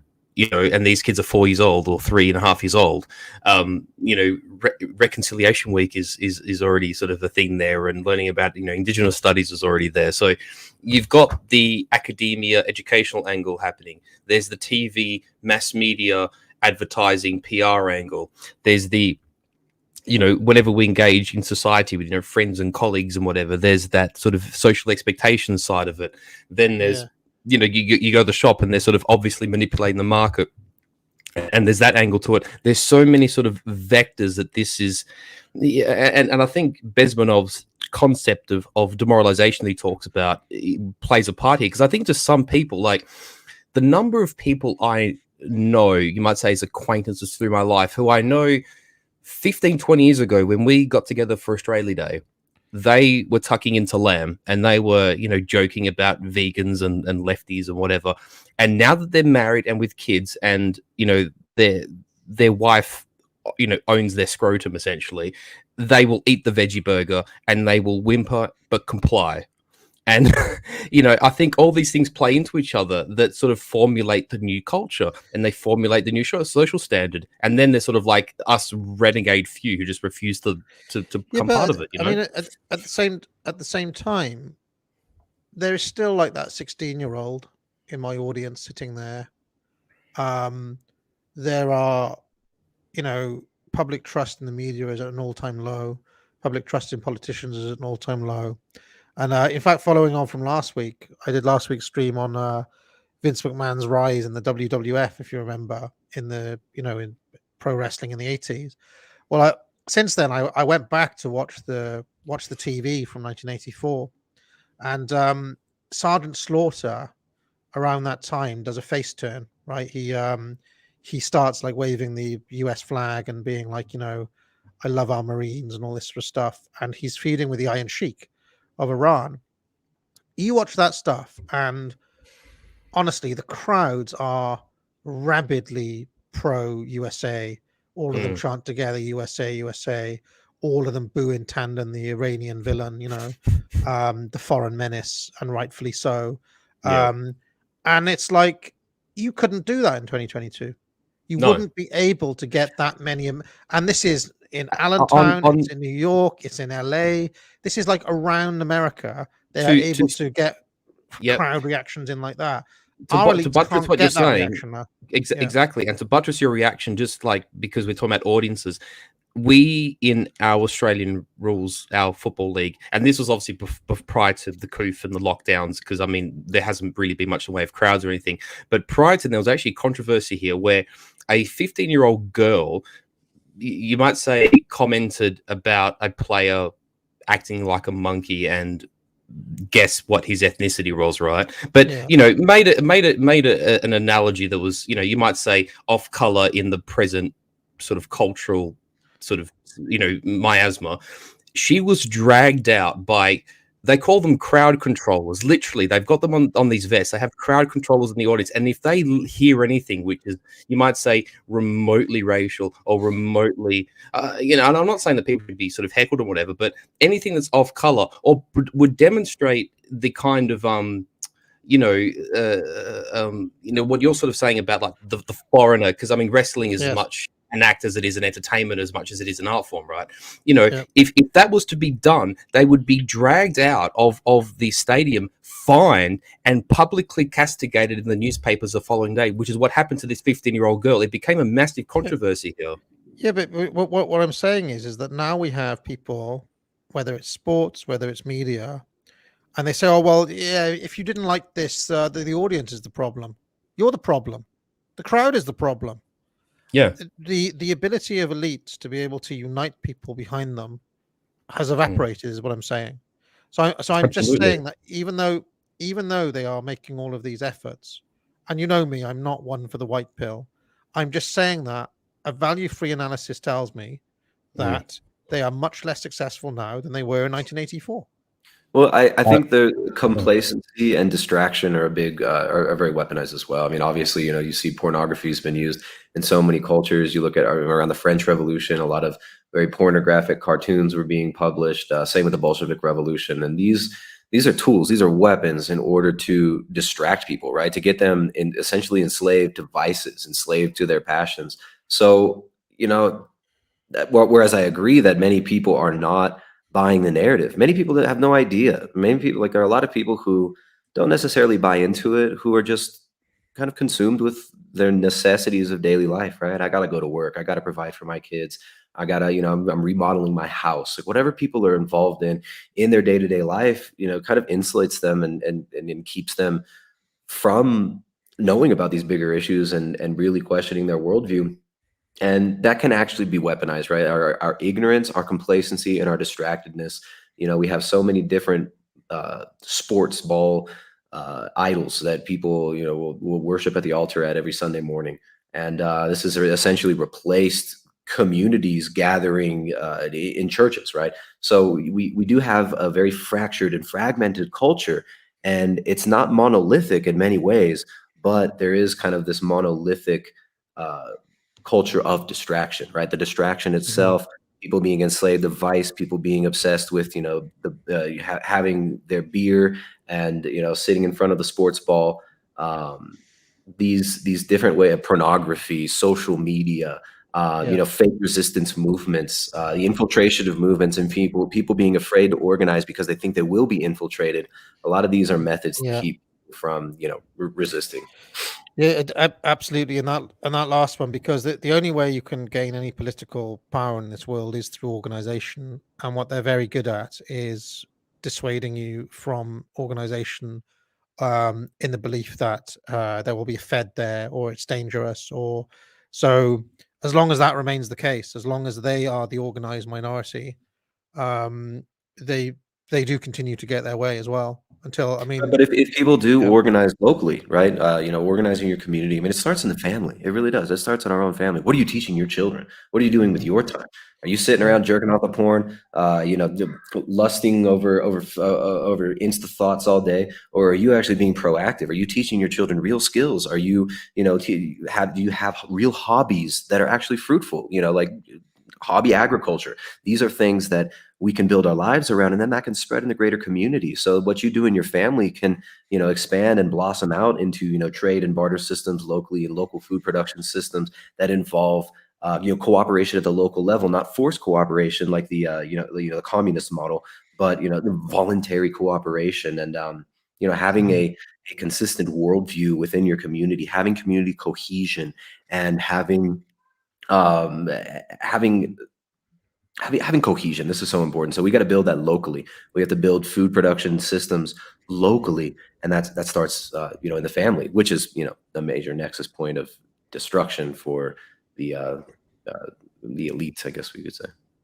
And just to, if I may, just quickly, just to buttress what Tristan was saying, because it's a very valid point. And when we did the video about like the Australian countryside and farming, that was actually one of the main sort of thrusts of my discussion that I was talking about, where that you have these farming communities, and and some of them are as small as 30, 40 or 50, some are 1,000, and there's a lot sort of in between. And most of these country towns, they have a school, they have a library, they have a pub, they have a town hall, they have a sports club. And sports is one of those things that really kept like local level sports is one thing that really kept community spirit in Australia going for a long time in the country areas. And where, say, for instance, my family up until recently were farming, because my parents have retired now. That sort of district once upon a time was home to 30 families, and now that farming area up until my dad's retirement was split up between 4 families. So there's been a massive kind of a depopulation, essentially. And with less people, what do you have? As what Tristan said, you have less community, you have less vibrancy. And then, of course, as the next generation come up, the kids get sent to boarding school, and they're sort of sold this allure of the urban life and the vivid city, and going on the town and having fun, and farm life's boring, and why'd you go to the country? There's no opportunity, there's no social life. You're sort of sold these perpetual lies of modernity that just debase us spiritually, they debase us mentally, they rob us of our actual human nature, of our character, of our identity. And then these communities are sort of just dissolved. And then, of course, you have these moneyed interests that can come in, and the parents, they stay on the farm. It's what they know. They enjoy the lifestyle, but eventually they get too old. I mean, even for a 70-year-old man, getting in and out of a truck or a Land Cruiser or a tractor takes effort, and there just comes a time where you can't farm capably anymore with age, and so they put their farm up for sale. And what comes in? It's the investment firms, it's the banks that come in, it's the foreign global corporates, and they come in, and then the farm gets automated. It gets they throw all the self-driving equipment on there and the auto steer, and the rather than being a small family operation, it becomes a big giant corporate one, and the whole thing is dehumanized, and the community is just essentially blotted out in a very small number of years. And as an inversion to that, when I was actually in Italy, just before the coup happened in 2019, I was in my dad's village, and it was a saint day, and I actually can't remember which saint it was. I want to say it was Saint Bernadette, but I'm not terribly sure. Might have been Saint Gertrude, I can't remember. But there was fireworks going off, and I asked my cousin, I said, like, what's that? Why is there fireworks going off? Like, it wasn't in Independence Day, was or whatever. It's like, oh no, it's Saint Gertrude's Day, but it's just a feast day, and people on the beach like drinking beer and like eating pasta, and like like grandmothers and aunties and stuff were bringing out like bowls of food and stuff onto the beach, and it was just the community like celebrating a feast day, which they've been celebrating for probably 10, 20, 50, 100, maybe not 100 generations, but 20, 30 generations worth, and that tradition goes on. Meanwhile, the community I described in Australia where I grew up, dying.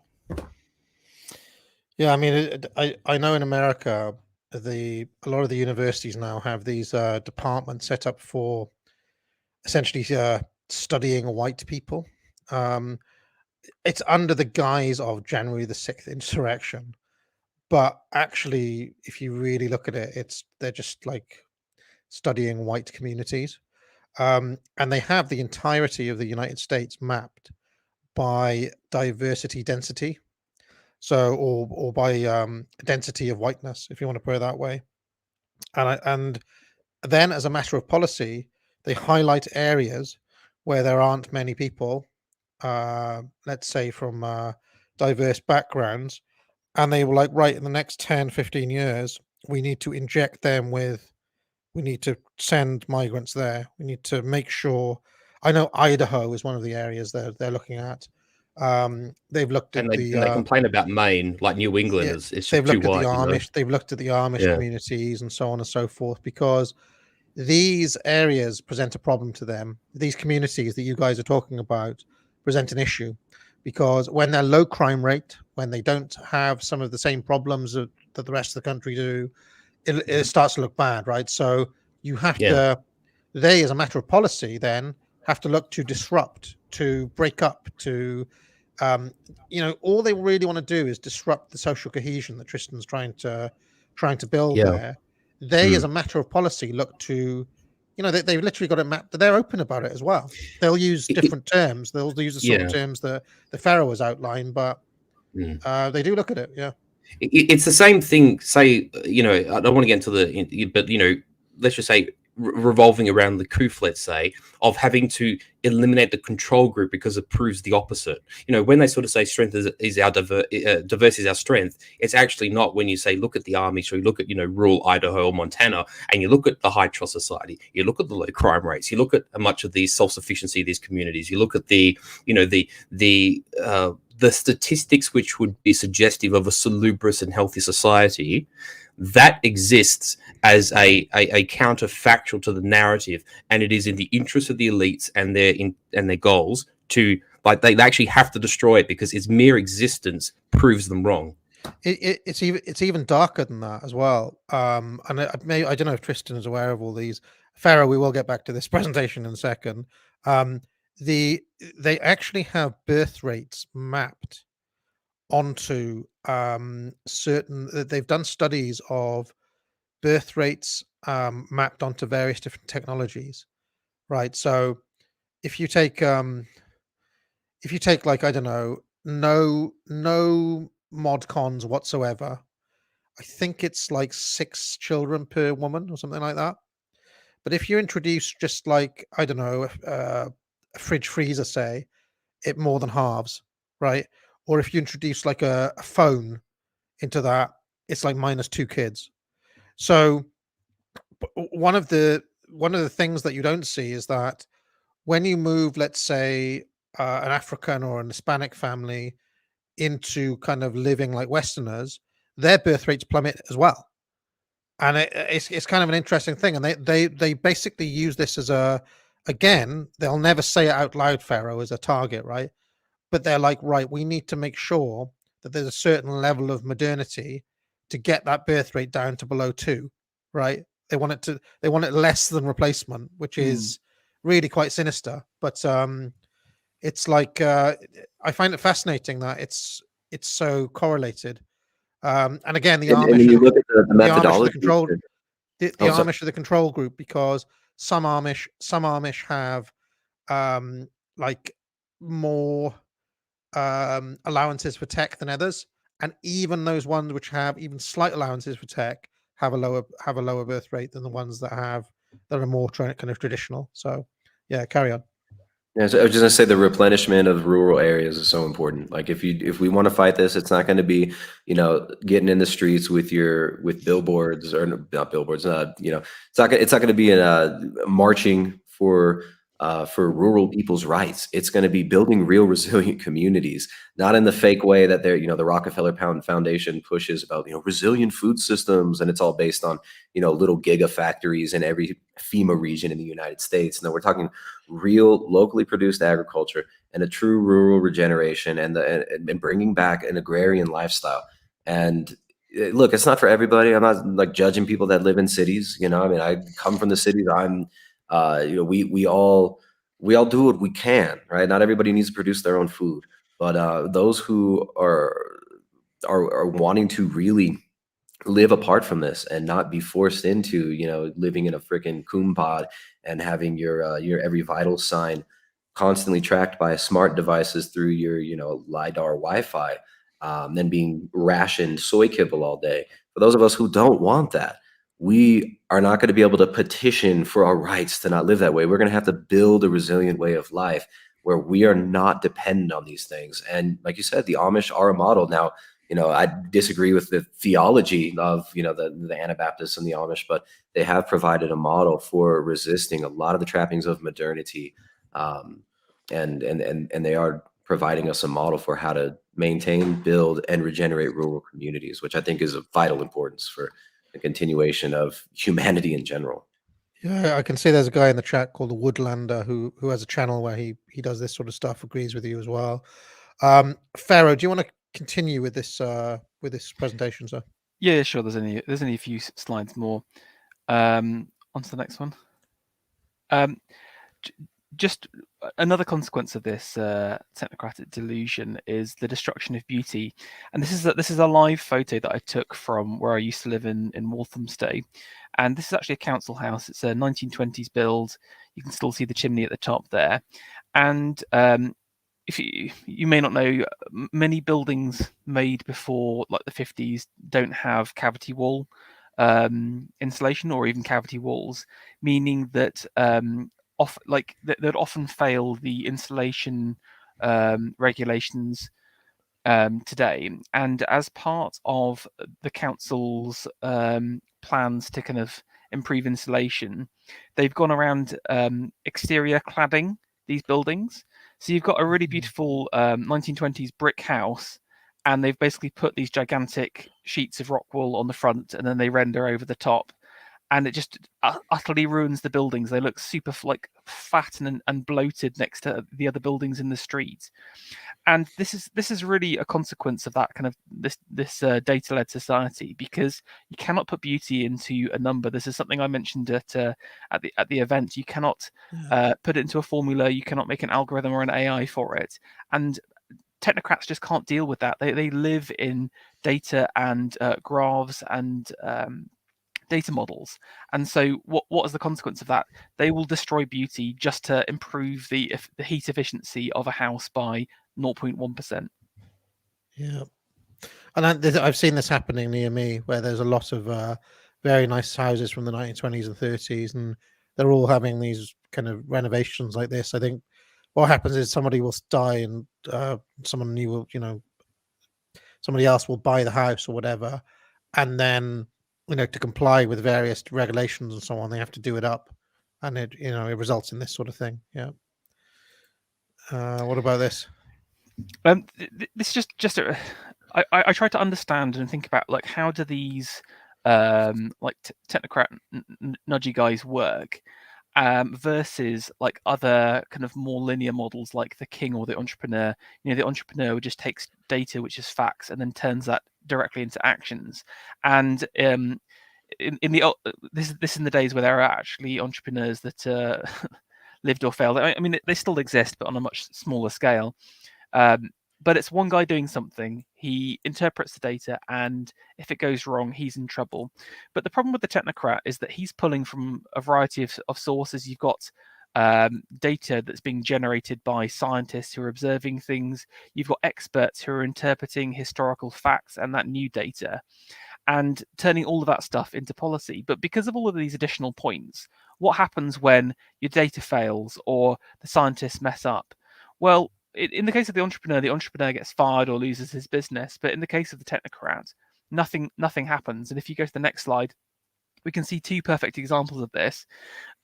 This was on the left, the Daily Mail article in December. Now, if you remember, you mentioned this on the UO the other day, Lord Urquhart saying that Omicron was going to be like the Black Death, and we'll all be weeping. Yeah. And because he based his worldview on data analysis that was done through models from, it's like the London School of Tropical Medicine. It's a serious university. They're predicting over 75,000 Omicron's death by May, and it's I don't think it's like a 1% of that. Now, what's interesting is their response to that. Do you think a single person was fired? Do you think a single person didn't lost their job or wouldn't be used again? This is Thomas Sowell's Knowledge and Decisions, if you remember, back to econ days, folks. This is exactly what he talked about. There is no material feedback loop for the decision makers involved, and this increase. Yeah, and for anyone, I was just going. Sorry, just anyone loyal to the regime never pays the price of being wrong. Is what I'm. Yeah. Yeah, but like this used to be like journalists and kind of like a civil servant or a bureaucrat or an academic, but increasingly this includes now CEOs, the procurement, those procurement managers I was talking about, people working in investment corporations, investment banks, the public-private partnership that Klaus Schwab talks about. is just a formalization of what's already happened. So Yep. the old split between private and state is outmoded as analysis now, because they're already completely fused. And I think the people who really never get any feedback, Pharaoh, are those the NGO agitators. You know, everybody thinks about the old-fashioned civil servant or the journalist or the academic. Nobody thinks about the manager sitting in Coca-Cola, or the manager sitting in Tesco's, or indeed the manager sitting in the Tony Blair Institute. No, definitely, and the same is true for the nudge department. These guys are going around creating havoc, and what's the consequence? You know, what happens when they have sketchy data? You know, the data gets blamed, and no one's ever going to get fired, and things are just going to get worse. I also put in Ferguson there. I decided to just squish him. I'm so angry at the man. I compressed the image as much as I could. Doesn't deserve a proper image, right? Exactly. And then I think the other issue is around, you know, technocrats and guys like if you read through that nudge document, he's constantly referring to other scientific studies and scientific data, but are those people incorruptible? And you know, it's the classic doctors promoting smoking. You know, many such cases where people are being influenced by money. So all that's happened is, while the nudge unit says they, you know, are their worldview is determined by scientific consensus, what they really mean is whoever's paying the scientists. You know, so again, it's just crap oligarchy through the back door. Apart from you don't know who it is. I mean, one thing that becomes clear if you read Binet's some strands of the elite theory and so on, is that these people see the entirety of society as being structured like divisions of the army, if that makes any sense, where you have the generals and then the officers and then like the plebs or the privates, the citizens at the bottom level, right? And their thinking time and again is, we need to get to those generals and then we need to get to those officers. If we can get to the generals and the officers, everything else will follow, because the privates just follow orders at the end of the day. And that's what they do. And that's why it is so highly, because if you were looking to influence like an army, you'd start paying off officers, wouldn't you? That's the first thing you do is, how can we bribe the officers? How can we turn the elites, right? And it's just that on a society-wide level, to put it in a nutshell. Yes. Anything else?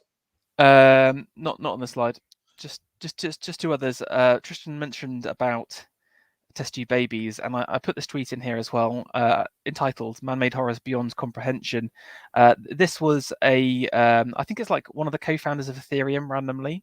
You know, he's saying disparities in this economic successes between men and women are far larger once marriage and children enter the picture. Synthetic wombs could remove the high burden of pregnancy, significantly reducing the inequality. But again, this is how the nudge guys are thinking, where all that matters is that, you know, line goes up. How can I change this graph? This is literally when the nerds are in control, this happens, and they need to be stopped, because they just keep thinking that they would literally defile the whole human race if they could do, just to make the line go up again. What's a synthetic womb? So like a womb outside of a woman, you know, like in a machine, basically. There's like a little pod that they grow babies in. Like they have these, the World Economic Forum, I think, even put out a video about this prototype pod where the nutrients will be fed in through a tube, and the baby is just, you know, grown in a sack of plastic, and it could be raised essentially by the state. Isn't it interesting? So now we are in the Matrix, right? That is the Matrix, and on babies grown in vats in the Matrix. Unless I'm mistaken, Tristan, I think you might know about this. I think I might have seen you tweet it, but didn't they do that with like a baby calf like a year or two ago? Sheep, yeah. Well, they put a sheep that was, I forget how many weeks this fetus was. It was a lamb, and yeah, they claimed that they were able to keep it alive in this, you know, artificial womb. So they've been working towards this again. Like Lord Birkenhead in Cosmopolitan 1929. He said all babies will be grown, all humans will be grown synthetically, and they'll be selected by the state and grown and raised by the state, a technocratic behaviorist control grid. This is what these people want. I'm not saying this is inevitable, right? But it's like this is what it's moving towards for sure. Yeah, a lot of people in the chat a lot of people in the chat pointing out that Brave New World starts with this as well, apparently. So, Yeah. I just want to say that interesting that it was a lamb, because you think about the world's first cloned sheep, it was Dolly.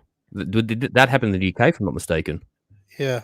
Yeah, and I don't even know how much stock to put in this idea of cloning as Mm. well. Like I don't know how much of this is real propaganda. Yeah. This is the idea, They won't be like able to in give people vitro choices then. fertilization. People Yeah, aren't gonna, people if they start giving people choices then, we're on a one-way ticket to eugenics, basically. I mean, Because we're already kind of there. In vitro I- fertilization, you see a lot of the elite will have twins on purpose, where they'll go to these fertilization clinics and they'll make sure that they have twins so that they can just have one litter and then live the rest of their life as cosmopolitan, hedonist coomers. So I mean, it's they like design a baby. I'll have one Chinese baby, one Eskimo baby, one little Mexican. I mean, is this the idea that people are gonna start like But picking and it mixing? also, I guess it gets marketed as like, women, you're going to miss out on so much work. Think about how much money women can be making while they're wasting these several months of time having to take off work while they're pregnant. They're not going to need maternity leave anymore because the state will raise their babies. They'll be able to monitor them via Wi-Fi, and You that's see, kind of cool. Just all materialism. It's one just- thing I don't, having um, seen a new mother in the past couple of years, I think one thing that the human element that they don't account for is just how much women love that process. Like women love being pregnant, and they feel different. There's lots of hormonal things happen to them. They don't want to be in work. So Think I about how mean, much propaganda it takes to make a woman reject fertility, to make a man reject, a traditional family, monogamous relationship. It takes so much propaganda, so much brainwashing to get us, basically enslaved to these false ideals. It's a lot of energy. all right. Anything else, Pharaoh? Just the last slide, which is the only way to deal with this is by an illogical and unreasonable approach to them. And this is one of my favorite memes. People asking for a source, you just say it was revealed to me in a dream. This idea that as soon as you play in their game of the scientific consensus or relying on another source, you've instantly lost. And the only way to beat them is to basically say, I believe it because I dreamt about it, or something equally unreasonable. I liked your other idea before, Pharaoh, as well, of deliberately incompatible technology. Making things that are deliberately not don't fit into the grid. It's just for your own town, when you've got the society, you can do that as well. But this is just, imagine trying to speak to a nudge unit guy, and he's like, "Don't you want to sacrifice your entire life for climate change?" You'd be like, "No." All right. So, was there anything else? You had some there's some clips. I did. If we've got time to go through them, it could be worth. I don't know how well they'll play. It could be worth going through the cars one because that's the smallest and quite egregious. All right. So just the context of this is the guy who wrote this nudge document, plus a professor who is the worst kind of like woman. Basically, I don't know where they found her. She's literally just evil, and then a couple of other mid-rank civil servants. So I've tried to clip the podcast. It's over 2 hours long, so I've tried to cut it down. This is the first one, and this is them talking about cars, but it could be worth us just kind of pausing as we're going to go through it. All right. Well, anybody wants to say anything, just say pause, okay? And we should, and then we'll finish up. Also, the fact that these are politically difficult decisions. And are not always very popular. So we know, for instance, that most local authorities at the moment have powers over clean air zones, for instance, but they're not using them partly because they're difficult to implement politically, and that's an issue we need to overcome. Absolutely, and I think you mentioned there the sort of battle on the car, and the proverbial war on motorists is, of course, most politicians' worst nightmare and not something they want to engage with. But do you think that's what's necessary? Because I feel like we are pushing uphill a bit here. The car is just so convenient. It's become a very strong default in many people's lives. And I think we often face these sort of first mile problems where, picking up your car key as you leave the house is the easiest thing to do, even if 20 minutes later, you're going to be stuck in some congestion. Whereas getting your bike out the shed or walking to the bus stop in the rain and so on is obviously far less appealing. So what's needed there? Do we need to make driving somehow less appealing in order to compete? Yeah, I think so. But I suppose. So I just love he's like, yeah, like the politicians don't really like the phrase war on car, but don't we really need to go to war on cars? Basically, that's our solution. Yeah, and we can't really win on the argument, so we need to like engineer things to be able to compete. I mean, it's literally what you said, isn't it? Yeah. I suppose that the key thing to keep in mind is that this should not be seen and perceived as a war against cars and against motorists. And what that means concretely in terms of policy is that we need to enable multimodal transport use. So, for instance, park and ride policies or schemes where you can allow people to drive up until a certain point of the station and then do the last mile on public transport, or take the bike with them in the train. And all these are solutions which enable people to have a bit more flexibility in how they move around. Well, the reasoning behind this is to acknowledge that not everywhere can change at the same pace, and we can't have public transport everywhere. Like I said before, density is a key element to that, because it makes public transport viable because of demand for it. And so we can't expect remote areas to completely eradicate cars. I mean, is that why they want to ultimately try to urbanize everyone and get everybody out of the countryside? Yes. So that you can basically, I remember when I wrote my dystopian fiction, if you remember in my dystopian fiction, there was a monorail unit. There was a monorail system between home units and mall units. Do you remember? And the only place you could go to was from home to mall and back again, because there was literally that was it. It was a closed loop system. And I feel like, I mean, yeah, my dystopian fiction was evil, but I feel like these people are evil enough that in the long run, that's what they've got in mind, basically, is like they can control where you move. Yeah. It's interesting that they kind of recognize that, that countrysides do actually need cars. Again, if you've ever lived in the country, it's like the nearest bus will be like half an hour away, and it will run like once every 3 hours or something like that. But their solution, like you said, is just to push people to higher population density areas. I do wonder whether the only free people will be living in the most rural areas of society. Which just I want to say that if you remember what I sort of said about the penal colony, the great surveillance state of Australia, that's basically what makes this country a perfect testing bed for that. 92% of people living on the coastline, concentrated in 7 cities, and with everyone having a phone in their pocket, and with devices and whatever, you're easily surveilled. And it allowed them to implement the most egregious policies that we saw regarding the coup. It happened here. There you go. Tristan's going to have to have to sort out his immigration policy on the commune, because give it a couple of years and there's going to be thousands of people trying to turn up to live with him in the Woodlander. Because I just think that when this starts to hit properly, people are going to want to get out. I mean, they've already started moving out of the cities, haven't they, in the past couple of years? But I think that's going to intensify. Yeah.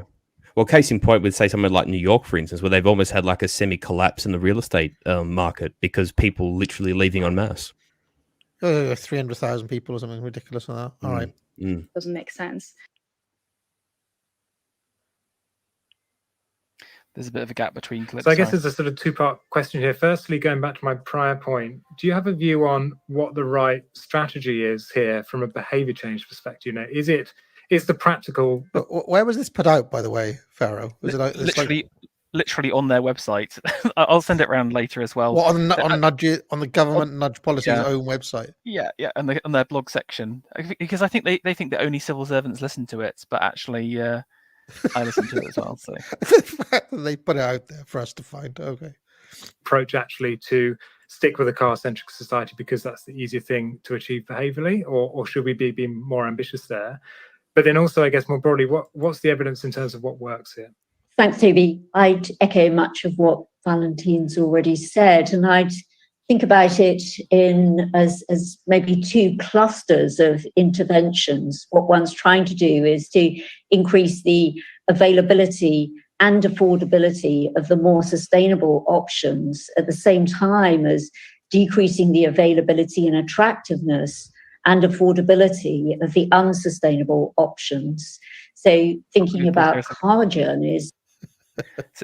So again, it's just evil shit, isn't it? Basically, let's be honest here. It's I was watching another video, and they were advocating for the use of 20-mile-an-hour zones in cities as a way just to annoy people off the roads. And they were like, "Oh yeah, it's really good because people hate going through 20-mile-an-hour zones." Yeah, they've done that where I live, by the way. It's 20 miles everywhere. Yeah, exactly. Really, but again, it's just such a cowardly way of doing things, rather than saying, "Oh yeah, we're doing this to help stop you use your car." It's always done under like safety guidelines, or they just don't want people to be independent. It's so evil. It's the tick of a box of a weedy bureaucrat doing it, rather than sort of like being implemented by like strong freaking KGB people. Is that it's basically what you mean, Pharaoh? I mean, rather than a hard ban, they do a boil the frog slowly ban. Yeah, we're going to gradually decrease. Yeah, I mean, it's always sinister and gay like this. I mean, just fucking, if they're going to do it, it would just be. I mean, why don't they just come out and ban things? Because they know that there would be a public backlash, or they have to do it in this kind of, slow march sort of way. Yeah, I mean, they mentioned it, and that's sort of what they were saying with the Macron section, wasn't it? It has to be positive constantly. Has to always positive perception is key. It was when they initially brought out television to the American public, they had to market. They had to use very wholesome imagery and wholesome shows and slowly make it more pornographic, more degenerate, right? So you gotta, catch the flies with honey rather than telling them what's actually going on. Yeah, exactly. Yeah.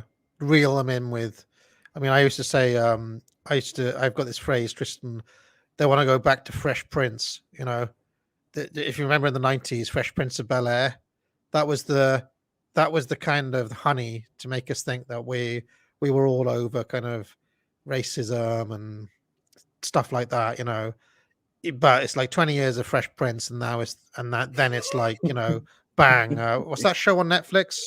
Let's Talk About White People, or whatever it's called. It's now it's BLM. It's like even Fresh Prince would have been scandalous in like the 1950s, right? You got this fatherless child gangbanger going to live with the posh family in Beverly Hills. It's very it really is. All these shows now, they're all about the destruction of the family, a degenerate father figure who's consumed with beer and television, a mother who wears the pants, who despises the father, or a divorced family, right? Like Full House with the Olsen twins, with like these little abused girls hanging out with nothing but single men. Like very, very strange family structures being shown in these so-called wholesome shows in the 90s.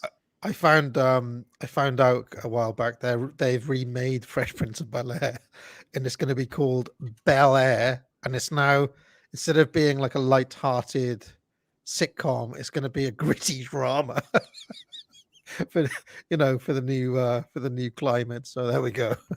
They're so going to retcon it. Your heart's going to be destroyed. I ain't going to bloody watch it. I'm not watching the new Lord of the Rings either. Fuck off. Individuals and families, it's still cheaper to drive than to use public transport. We still have subsidies on fossil fuels. So we need to look at that. So just coming back to what I mean by increasing the availability of the sustainable option here, it is about ensuring that we have got safe and attractive cycling and walking routes designed around green spaces with good networks for public transport. Although there are many differences between here and Singapore, that's something that they've managed to do very well and are seeing a reduction in car use, so much so that they're having to think creatively about what to do with all the car parks that are now deserted and using those for smallholders. So again, stop a second, sorry. Paris. because again, it's interesting. Like there is a number of places that they constantly refer to as like the archetype city. You know, it's a Singapore or an Amsterdam, and again, it's just this like faceless internationalist metropolis. That is their vision. Insectoid factor. Exactly. It's just such like a dark Yeah. vision of the future.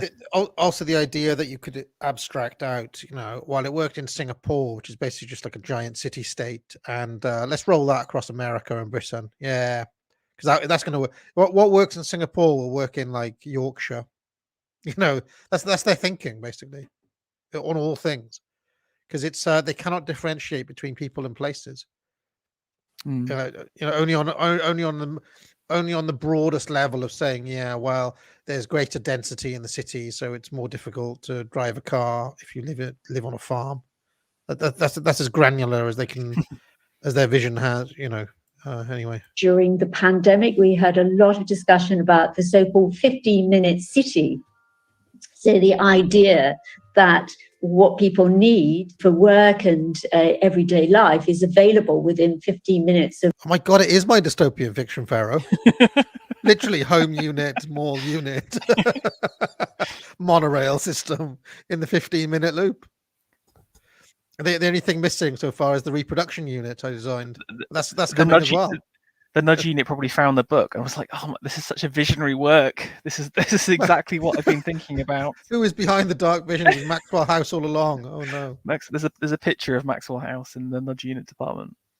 Walking or cycling. So at the same time, I wouldn't present this as a war on motorists. To think about how to reduce the attractiveness of using cars. Again, I would not present this. So again, I mean, anyone, if you were to write this down, what they're saying basically is additional taxes, reduce subsidies on fuel, so fuel goes up, exorbitant car licenses like in Singapore. To anyone with an ounce of intellect, you would see that is an attack on car users. But again, it's this idea of narrative control. It's not an attack. It's just about, you know, incentivizing the right things. They're constantly talking in this positive language that we saw in the PDF. So again, it's just yeah, not cool. So more car-free zone. If you don't mind, if they phase out private vehicle ownership, which is what this is leading towards, right? Like the World Economic Forum have openly stated, and they've done many policy papers, and they're even trialing this in certain areas in like Israel, where the government is going to buy all the private cars in certain cities and create the first fleets of autonomous vehicles. If they can roll this out, they can cut off rural areas from the ability to use vehicles, right? So phasing out private vehicle ownership, this is another way to force people into the smart city grid. And again, I don't want to live like a freaking Amish. Like I enjoy being able to, I like to turn the key on my big old freaking V8 truck and hear it just, you know, I like that. I don't want to have to live without a vehicle, but honestly, what they're moving towards is forcing a situation where we're not able to own private vehicles. I don't know the answer on how to live without a private vehicle. I don't want to freaking use donkeys for transportation. But yeah, this is something that is openly being planned. Phasing out private vehicle ownership, cutting off rural areas from things like petroleum, from fertilizer inputs and whatnot, in order to force people off the land, automate food production, and ultimately depopulate, aka genocide people.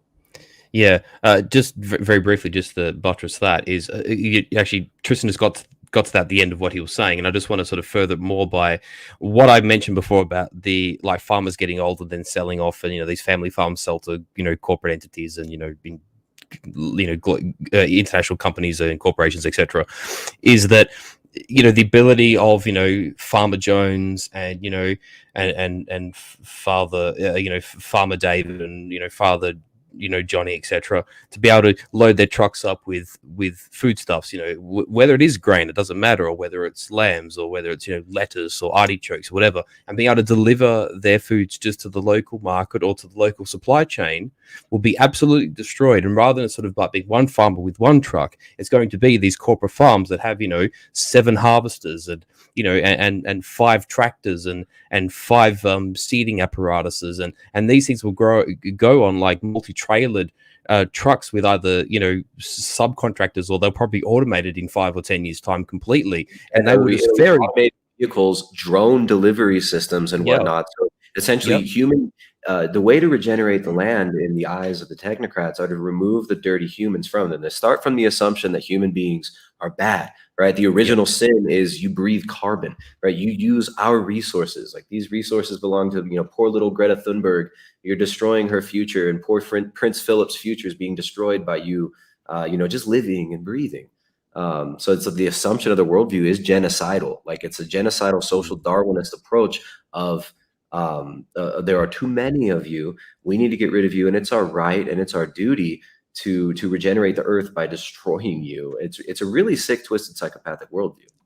Absolutely, and that was quite it. By eliminating the few holdouts that may remain, this ability to deprive what will probably start out as vehicle ownership, and then probably, at some point in time might end up as just being a reappropriation of land, which in the end, for those of us who know about the Russian Revolution and the Holodomor, etc., and I know, Tristan, you've spoken extensively about the Holodomor as well, is that it will basically deprive each and every person of their ability to live like that, even if they choose that. It is a complete.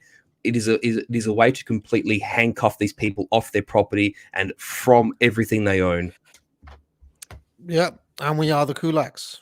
Us sitting here, Exactly. we're all kulaks. Yeah.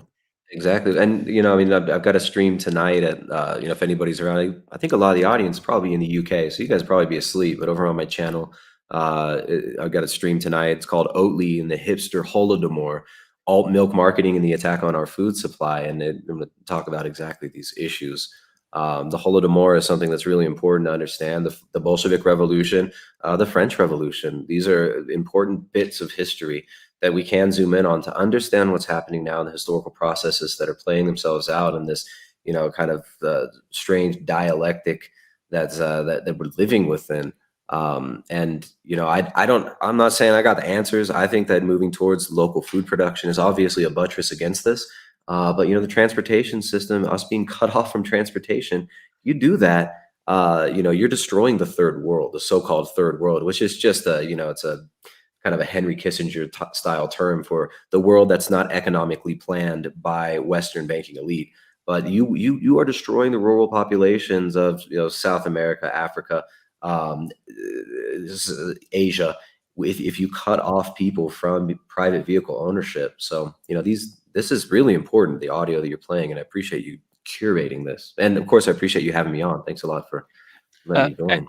Hey, do you want to see the Oatly community manager really quickly? I've sent you a private chat. Just, you got to see this guy, Tristan. You're gonna love this. Oh my god! I know what this is already. Hold on, the top link on our buddy here. Hold on.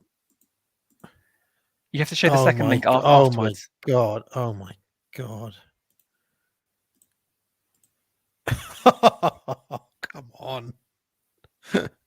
Come on! Generation. Model global citizen. He's like, what are the pronouns? No pronouns? What's up with that? I don't see pronouns in It's your average Swede, I'm afraid. The best thing is look at the other Instagram picture. This is from his profile. Yeah. Surely he must know. Surely he must know. What is that? I mean, he literally is taking the blue pill. He's got the red pill on there, and he's taking the blue pill. I don't know if it was just random. I don't know if this is just random, and he didn't know what it meant, but he's taking the blue pill. What is that, I wonder? Just anything. Oh man, isn't it depressing? I mean, laugh all you want. At the moment, we're losing out to these people. We're losing out to them. All right, is it? Do you want to finish this clip, or should we? No. You get it. It's more of the same. I may post them out on Twitter later if you want to. I did make a promise. Somebody was going to get their wife to watch this, and she said she'd watch it if it was less than 4 hours long. And now we've been going for about 3 hours. 2.5. We got plenty of time. I wanted to do super chats basically because I just don't think we could probably easily spend like 10 streams on this topic, right? I just don't think we're going to get through everything. So I'm thinking maybe I'll call an audible here, do the super chats, and we might have to, for the longer history theory, we may have to come back to this topic because it's obviously a huge area. Yeah, no, well, because Ferris' sources were. I mean, I had to look through that document because Ferris sent it to me when we were, meant to do this initially, before we both got, we both fell ill. But it was worth going through because I think a lot of that top-down, sort of like Alinskyite instruction stuff was very much worth covering, and I think if we were to do a part 2, and I mean, if we can all come back, that would be fantastic, actually, because in the end, half the reason I wanted Tristan here is because I know that he's streamed about this stuff before, and he's very, very, he probably even know far more than what even I do about like this foundation stuff of the foundation of Crisco, the Kellogg's brothers, the Seventh-day Adventist stuff, Eisenhower's heart attack and the heart diet hypothesis, etc., with Ansel Keys. These two things work well with each other, and that you can't have one without the other. Like there's the genesis and like the plan, and there's just so much to cover. Like you say, we could probably stream for 10 hours if we really wanted to, but I think having the present and the past are definitely worth doing if we do at least that much AA. So yeah, by all means, we'll move into super chats, and if we can reconvene, let's do it. I'm happy with that. All right, great. Yeah, well, I mean, we'll take a longer, a more historical view of our food system, I guess, because it's the whole. You want to talk about Kellogg's, you want to talk about how this stuff like seeped into nutrition and all sorts of things, right? Absolutely, and also yeah. Like, why our food is killing us as well, I suppose. Because I happen to know I was a fan of the historian Fernand Braudel, and one of the things that he does actually is that he shows that meat consumption for hundreds of years was actually very low for all but the kings. So Henry VIII would have had a massive steak and like half a leg of deer and some fruits and some dates and things. But the peasantry of that era, they tended to subsist on various different great like porridge. They would have had vegetable soups of different descriptions, and that was for those guys, meat and chicken and things was more like a kind of like a not like a luxury good, but it was something that they had to use sparingly because often a family could own like one lamb or something. If you're like a little peasant with a feudal lot, you could graze maybe one pig or one lamb on the common land there. That had to last, so you couldn't be having like lamb soup every night. And there was actually a moment where meat production and the consumption of meat becomes much more mainstream and affordable for like the average European, but that didn't happen everywhere. So like in China, probably not China now, but in China, like I don't know, like in the 1960s and 70s, they were still very sparing with their, like if you look in Asian food, they cut the chicken up into like little pieces and smother it in water and noodles and things. All of that was because they were trying to make it last longer. Just out of poverty, to extend food and to sort of I have a bit of a hypothesis here. In that I think this does vary between localities, and I think also I have a bit of a what I call like a historical urbanite sort of theory that people that lived in larger communities would have had a more grain-based diet on the basis they just simply didn't have the availability to even sort of have like a group of lambs in the family or household chickens, which would have been the case in like in the country. Like for instance, when the Greeks went into Italy, right? The reason Italy is actually called Italy today, and a part of the etymology of the word is actually because when the Greeks arrived, Italy was quite literally a place full of cattle. The root word of the word of Italy itself, it derives from like an old Latin word for cow. So there would have been population groups that would have had access to more meat. And if you look at some of our evolutionary biology, you know, yes, humans have a longer term relationship with meat, and then at some point in time, with the onset of you know, might say domestication of crops, you know, I'm talking like sorghum and teff and millet, which occurred, you know, like in Iraq and in Syria, what we call the Fertile Crescent. Humans made a substitution, and I think, is it Amber Ahern who talks about this? I can't remember who, but basically humans make this trade-off between like what is optimal nutrition and food security, and depending where you lived, whether it was in Italy or Greece or Britain or Iraq or wherever, or Persia or wherever, Egypt, you make like you sit somewhere in that scale between those two, and that scale would obviously change if you lived in a rural community or a city, right? But like you say, there was a point in time historically where sort of meat just became far more easy to produce en masse, and there was sort of like a peak that was reached. And then we have the onset of the things that I've mentioned here, you know, the invention of Crisco, and, you know, the beginnings of the vegan agenda, and John Harvey Kellogg, etc. And yeah, there's a lot of factors at play, and we can thrash it out sort of next stream. I'm happy to do it. All right. So If you don't mind, if I just throw this out there, I definitely agree with you about the regional variability. Like when you look at populations like the Inuit in Alaska, they're eating an animal-based diet. The Plains Indians would follow herds of buffalo and actually manage those herds of buffalo through their movements and migration in order to have an animal-based diet as well. When you look at South America, during the Inca Empire in the Andean regions, there were a lot of areas that are very good for grazing, and they had massive herds of hundreds of thousands of heads of alpaca, llama, and vicuña that they would manage communally.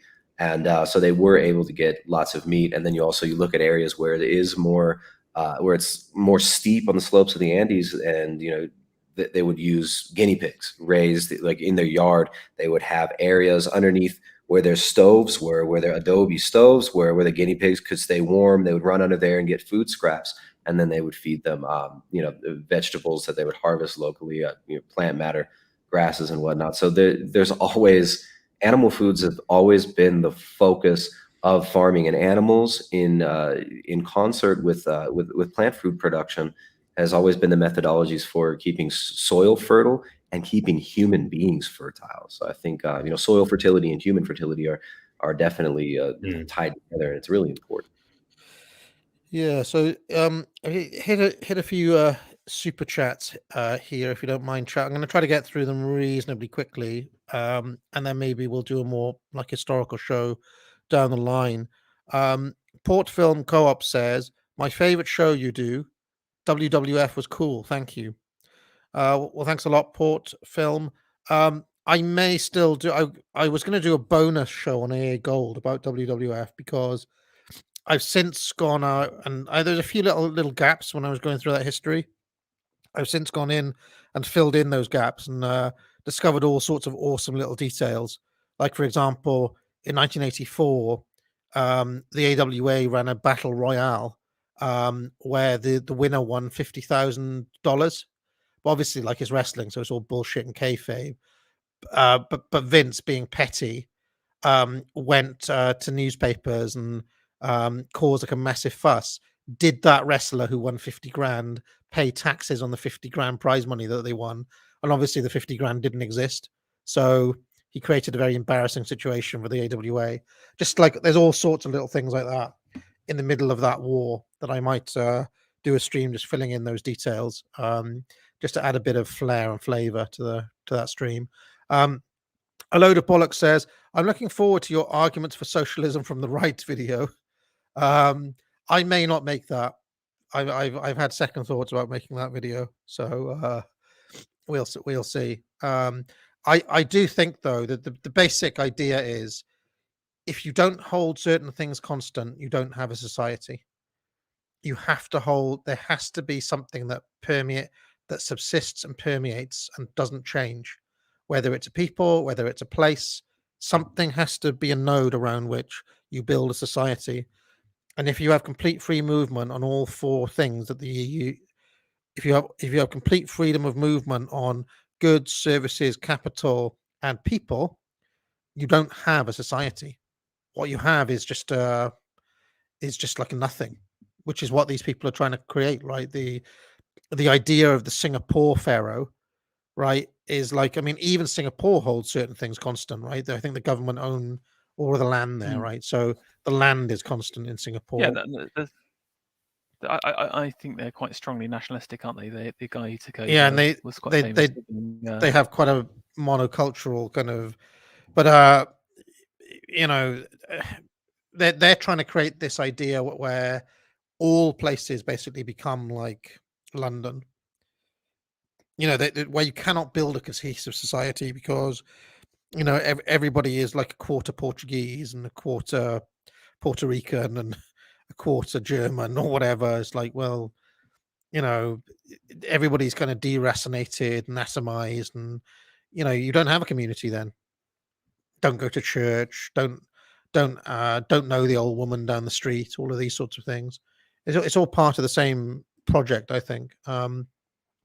So yeah, what I'm hesitant about is the use of the word socialism because it has so much baggage around it that I think if I made that video, it would be taken the wrong way, and I just can't stand all of the midwit attacks I would get.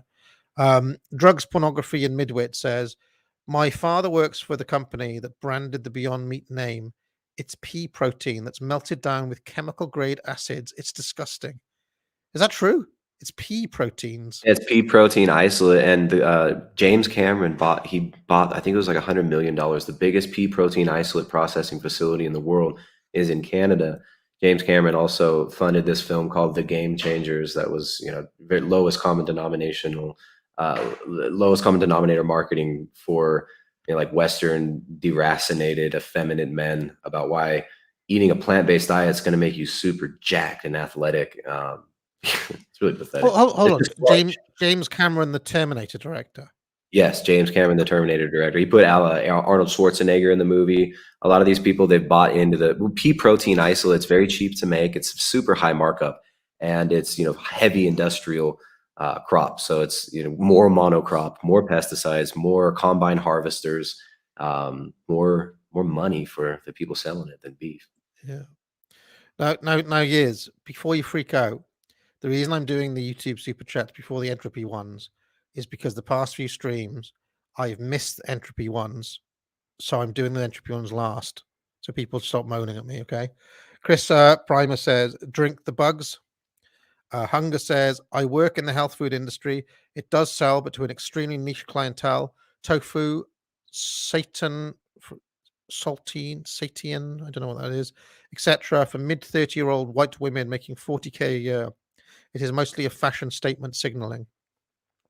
Time Stealer says, I know that demographic very well. Time Stealer says, the Indonesian princess has been telling me about the stuff they do with tofu there. Why don't they push that instead? Must be healthier than this. Yeah, why is it this pea thing rather than tofu? Anyone? It's very profitable. Easier to grow. Soy. Also, profitable too, but a lot of soy. Yeah, soy has been discredited for a lot of people. So pea protein sounds new. Has soy been discredited by literally like Paul Joseph Watson and Alex Jones? Is that like? Would you? Yeah, it's just become a meme, like the soy boy, you know. So it's like they got to get beyond that. This is one thing I got wrong in my dystopian fiction. In my dystopian fiction, the only food that is available is a rainbow-colored tofu cubes that you have to. That is called God consume. help us. Oh no, that's horrible. Just on this point very quickly, would you agree at all that perhaps with the tofu question, with the Orient and Oriental populations, you know, such as Chinese, Koreans, you know, Thai, Japanese, would be more adapted to the consumption of tofu? I mean, it's been a part of their sort of food pyramid for a rather long time, where sort of for Europeans it's basically brand new food. It's sort of why, for instance, even for us, we've introduced, say, tomatoes and corn and what have you, these new world crops and potatoes into the European diet, but we're sort of really still technically not quite adapted to them. Would you agree, Tristan? I'm not really familiar with the manufacturing process of tofu, but I'm pretty sure tofu is not consumed at high levels in Asian countries. I think it's more tempeh, which is a fermented soy product, which is much more bioavailable. When you look at how cultures have traditionally treated grains and plant foods, there's always either fermentation or specific preparation processes used to make them bioavailable. So tempeh is definitely a more bioavailable food. It's a fermented soy product, but again, if it's mass produced, glyphosate enriched soy, you're definitely going to get bad results across the board. Old Longovello says the main sell for fake meat made to big investors is that the meat, quote unquote, from factories has exponential productivity growth unrestrained by livestock. Farming has limited profit margins. They want the whole industry. Yes, good old fashioned profit. I mean, how's that working out for them though? Simplicity has given me 10 Australian dollars and then said, I changed to high fat animal based milk, cheese, meat, and eggs only, and my weight and energy levels improved magnificently. Omega 666 oil is poison. Nathan CJ Hood says, I'm moving on because I don't want Marcus to go to go wild on the seed oils. I didn't even unmute AA. Don't be so mean. Nathan Hood says, when veganism is mandated, it will increase meat black market run by based mafiosos. Dissidents will require mafia-like group more and more. Yeah, I mean, I have considered that a lot of these secret societies that Tristan has talked about, who operated in the past, they operated at 3 levels, like on the level of politics, on the level of the street, that's the level of like the Antifa and the BLM, but they also operated at the level of the underground. They had all sorts of connections with mafia and so on and so forth, and it may be necessary. And if they're going to outlaw meat, maybe the the meat black market, the meat mafia, maybe a thing in the future. Squatchy McDuck Terminator style drones going slaying your cows out in the fields like a Skynet for cows. Squatchy McDump Waffle says, so in summary, the elites want us to eat less meat and more plants for either ethical or control reasons. They're throwing money into a business venture, hoping it generates its own demand and therefore stays in place. Yes, Squatchy, but they're also like using all of their kind of psychology, their kind of nudge games, their soft managerialism to push it into the mind virus as well, I suppose. Derp Lol says the kosher question and the seed oil question are related. The people who approve our food are forbidden to mix animal products. That's purely anti-Semitic. There we go. Rogue Crusader says, if we end up living in the soy world by 2050 and buying meat becomes illegal, will you resort to hunting for meat? I mean, where would you hunt for it? Where would you hunt? Where would you go? You'll be chasing down the dirty London foxes. Oh God. Yeah, the hunt possums with a knife that you make from a rock. Nice. Fumentari says, I love the idea that the next few years a political scandal could be something like Prime Minister has been pictured eating a steak, similar to the Boris party crap. Yes, indeed. And I think we had a dress rehearsal when Nick Clegg bought a burger. Do you remember that? Do you remember that years ago? Pharaoh Nick Clegg bought a Byron burger and it was like 20 quid or something. Yeah. Good job they don't find my bills, I tell you. Johannes says, I found you a church you can join. Check out Douglas Wilson on YouTube. Red Hammerhead says, can you please provide a link for this document? Pharaoh said he was going to make them available on Twitter. So yeah, I'll do that now. I'll get it sorted now. JD says it's an atmosphere of assumed behavior, i.e., am I weird for not doing X? It's social proof. It creates a friction with biology and social pressure. Yes, and this is deep in the persuasion literature. If you read it, they're very big on social proof and likes and using these kind of natural need that people have to be liked against you, basically, or for their own ends. Balfourus Knight says, I think the elites need another crisis. Remember, they managed to get women into the workforce during World War II and now are encouraged not to have kids. Yes, they need a crisis, but it needs to be like probably needs to be a war, not any of these kind of manufactured crises that we're living through at the minute. Has to be something real, something not postmodern and perception managed. Otherwise, the crisis will be the upcoming conflict with the people that they're trying to force to do these things. We're seeing I mean, people think I'm mad, but then the truckers thing happened in Canada. That was over COVID restrictions. You imagine them trying to bring this in. I think people aren't gonna. There will be resistance to these things we've talked about today, because we're talking about massive change on a scale that we've never seen before, which is entirely managed and top down, and nobody asked for it, nobody voted for it. So Enlightened Despot says, in Canada we have a rural and northern immigration pilot program to send immigrants to our small European communities. There is no place to run from these arachnids. Yeah, the idea of they will eventually come for you as well. There's no exit. I think Charlemagne made a video once. That said, that doesn't mean don't do anything, and I think the localism that Tristan's talked about is a good way to at least make yourself more robust in the long run. Enlightened Despot says, women now do selfies medicating their kids and may prefer cubicles and having a dog they call their kid. There is a certain susceptibility to propaganda in these latter-day suffragettes. Yes, but I would say that the propaganda often works better before they've had kids than after they've had kids.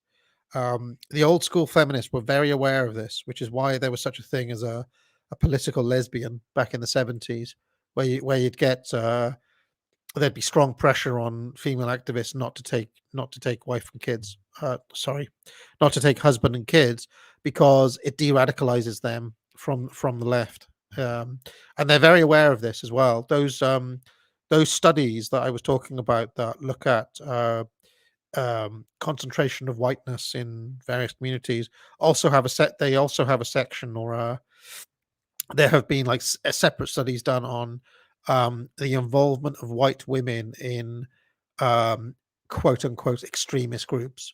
But bear in mind that they're if you went to the trucker rebellion in Canada, or if you went to January the 6th, you would be classed as an extremist by these people. So if you voted for Trump, say, so the definition of extreme is quite wide. But they have noted that there's quite a lot of white women involved in these sorts of groups. And I do think that's notable as well. I would say the anti-vax movement was, I think Nick on Wash said it was about 60% women down in London. So have you guys seen that as well? There's more like, I don't know, I hesitate to call them right, but the regime calls it right wing. There's more women involved, right, than there has been historically. In the U.S., the so-called anti-vax movement tends to be mothers of children who've been damaged, right? So it's yeah. So they've got this idea that they've always had this idea that as soon as a woman has a kid, they then become protective over their son, or over their, and it changes the way they see the world. So they see this as a quote danger in their literature. They want you rootless and beliefless, so you can be formed like putty. Yes. There's also a strange phenomena too, where some of those disenchanted, you might call them like, the hippie women or whatever, they're the type that, the almost like the Juanita Broderick types, who sort of discover that the left is absolutely putrid, and it's usually from like a first-hand experience, and they go straight from being like a left-wing liberal to like Epstein, Lolita Express, pedophile island, the world's run by pedophiles. And there seems to be this dramatic, like they hit the cliff and fall off and go in the complete opposite direction. And I think a segment of the anti-jab movement is those people as well. Yeah, I mean, in my experience, people don't become right wing or reactionary in the way that we would think about it, or they don't become like Nazis talking about the who's, etc. They become they go straight to satanic cabal Yeah, type stuff. You know, exactly. Yeah. That's been my experience anyway. So UTIS 4321 says, I don't know if this is the same in the UK, but in the US we have a massive food inflation, but alcohol prices have remained the same. Very interesting about the alcohol prices. Very interesting. Belfast Knight says, Tristan's idea of self-sufficiency will only be intensified by mass movements from cities to rural. We can't be left alone. I know many Idahoans grifting with their teeth when they are talking to Californians. Oh, sorry, gritting their teeth when talking to Californians. Yeah, i.e., the Idahoanians don't want the Californians moving to Idaho. Yeah.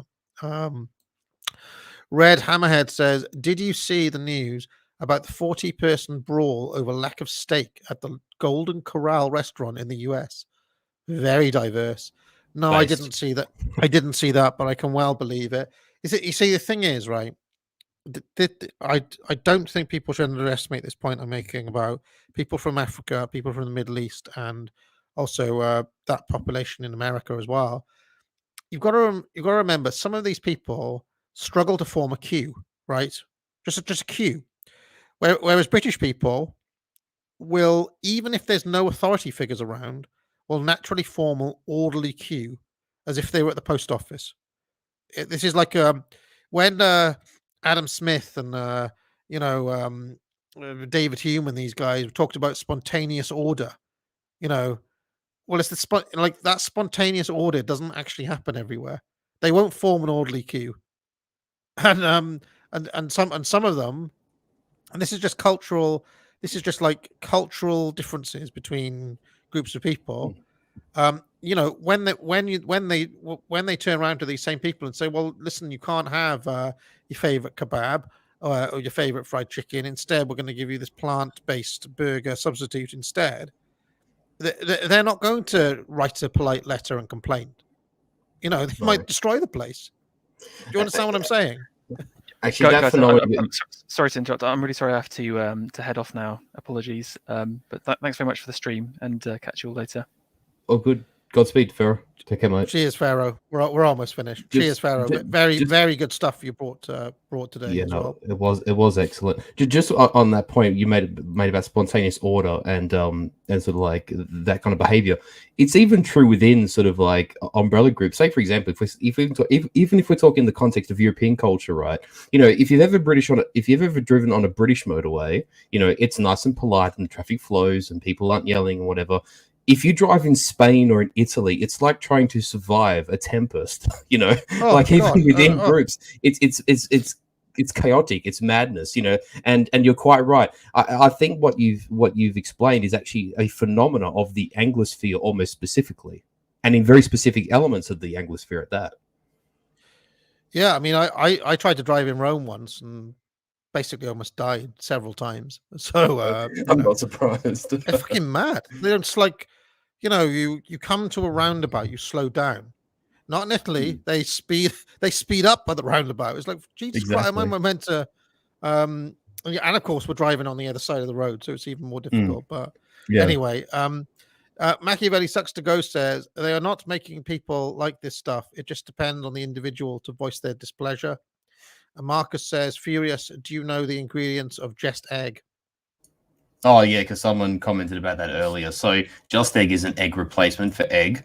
And rather than just, being the components of egg, which is, the yolk and the white and like a little sort of germination cell, because obviously if the egg's fertilizer creates a little chicken, right?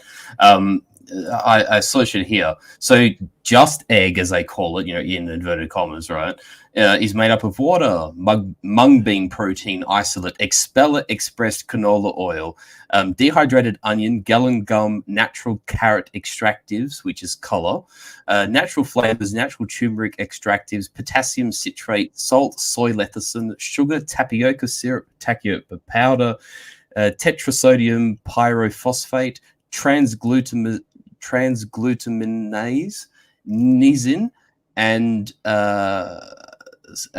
nisin, which is a preservative derived from soy. So yes, they have the goal to call it Just Egg, and it's much more than just egg. It's a lot of crap that's whacked together. Right. Let me, in the hopes of Just ending this stream, we have to have less talk, more super. I want to try to get to the end of this. Come on. may I ask? Oh, Go on, are we yeah. swapping to entropy? Are we doing the Yeah. entropy switch now? Just before we do that, can you? I'll just pop 2 links, just because we're like on the modern part of the stream. Can you just bring those up very quickly, even if we just look at them? They're in the private chat here on StreamYards. They're the 2 links I shared, just to have a gander at them. We don't have to read anything into them, but just because we're here, I figured we'd touch on them. Can meatless Mondays at New York City public schools actually curb emissions? So that's the top-down phenomena thing, and also the fact that it's, multiple narratives sort of coming together. It's like, oh, the climate's killing us and climate change is a problem. So here we're going to bring in this public policy from the state level down, and if your kids go to public school, you're going to eat this, and you won't have a choice. And look, the mayor's a good man. He's sitting down with our students, eating it as well. It's like the one time he publicly demonstrates dietary solidarity. Look at that.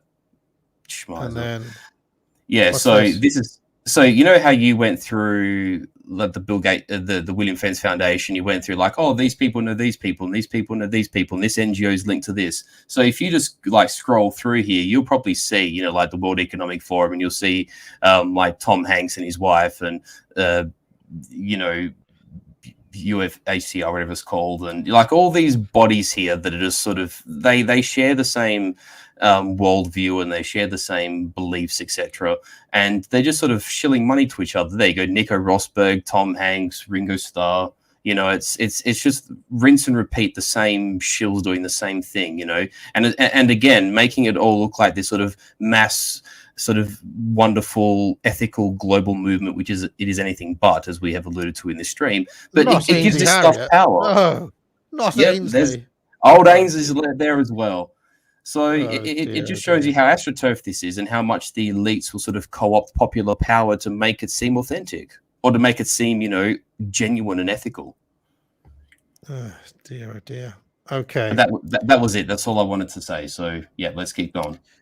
All right. Machiavelli Sucks to Go said, I heard a German interviewed in the 50s call I heard a German interviewed in the 50s call it national socialism versus international socialism.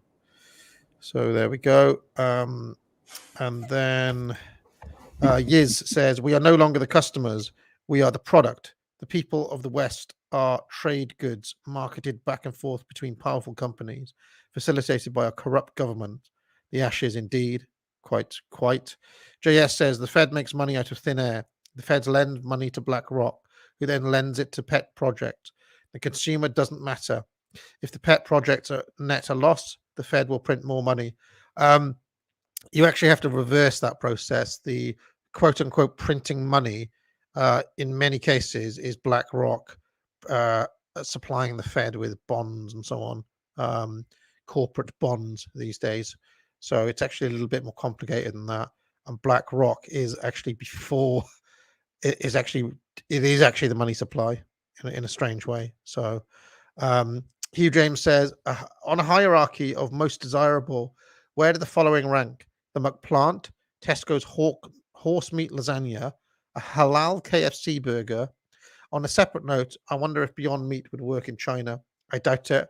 I mean, I take the halal burger out of those 3, to be honest. Here's the eunuch says, I'm glad you are saying how blatant they are. I've been bringing attention to Agenda 2030 for years. The NWO has literally been talking about browning the West to make us a more compliant populace. Their words, not mine. They are pure evil. Adam E says, agriculture is now a motorized food industry, the same thing in its essence as the production of corpses in the gas chambers and the experimentation camps. The same thing as the manufacture of hydrogen bombs. That was Heidegger who said that about agriculture as a motorized food industry. McClure says, beginning next week, I'll host a weekly radio program at my university. I can talk about whatever I want. I even joke about woke stuff with professors. I know it won't last forever, but man, I love Portland. That's McClure. Coney says, this is completely out of nowhere, but I propose a stream dedicated to the analysis of the Brit popper. The self-styled centrist who regurgitates the opinions of panel show celebrities, sneers at anyone who entertains the idea of conspiracy theories, pro-vax, pro-Remain, born from around the early 1960s to the early 1970s, a very interesting and infuriating archetype to analyze. Yeah, I mean, we could do a stream on that, Coney, or you could go and watch the British show. Cody says Amazon is going That's a to bit lose. rougher. Yeah, Jesus. Making Amazon people watch the British show. I'm just saying that's him. There are people who take I their know, I views know. directly from the panel Yeah. panel show comedian, basically. Mhm. Yeah, exactly. No, you're quite right. Coney says Amazon is going to lose so much money over this Rings of Power series. I know companies don't care about going broke over being woke, but you see how much money they lose. But just see how much money they lose over this. I am not touching that series. I'm not going to talk about it. I give it no attention whatsoever. If you give it attention, you give them power. Don't give them attention. How did our friend with the brain in the jar call it? Give it the cordon sanitaire. Just cordoned off and just sanitize ourselves from it, you know? Yeah, treat it like Chernobyl or something. Just don't go anywhere near it. Alfred the Great says humans are natural predators, forward-facing eyes. She Palpacringe says, why do I have a suspicious belief that you're going to need to make your own vehicle in the future? Steam-powered vehicles, everyone. Alfred the Great says, reducing meat consumption is not going to reduce carbon emissions. Rather, it will increase it. An increase in plant production will be extremely intensive and damaging to the environment. Years the Eunuch says, I feel like this stream deserves an official Uncle Ted was right, so here it is. And Uncle Alfred the Great says, the Industrial Revolution and its consequences have been a disaster for the human race. So there we go. Before I get out of here, Tristan, anything you'd like to share, sir? Yeah, thanks for having me on, guys. Really appreciate it. Great conversation. Really enjoyed it. You guys can find more of my stuff. I got a Rockfin channel. It's been growing rapidly, unlike the shadow banned YouTube content over here. You can find me Tristan Haggard, TristanHaggard over there on Rockfin, and we got tons of good uncensored content, unfiltered, uncensored content over there. You can also find me on YouTube, Primal Edge Health on YouTube. And shout out to my sponsor, Choq.com, CHOQ.com, highest quality adaptogens.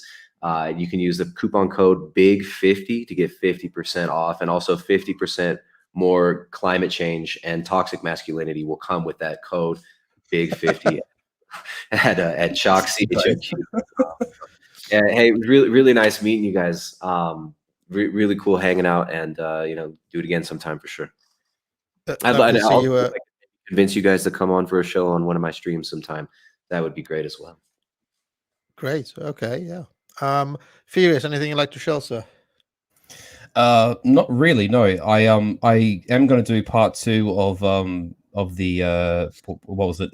Ben-Hur stream with Prudentials. That will be coming soon. Because for those of you who know, we got about 3.5 hours in and didn't make the chariot race or the triumph, so we literally have to do another half of the movie, which will be fun. And I don't think I've got any other things on. AM has got back into his streams, Nations of Charlemagne and Orthodoxy, Autocracy, and Nationalism. I've been sort of tapped out recently, as you guys know. I had a bout of appendicitis, so I'm sort of just getting back into the swing of things. And I think we're resuming as of usual next week with myself and Columba back on Apostolic Majesty's channel.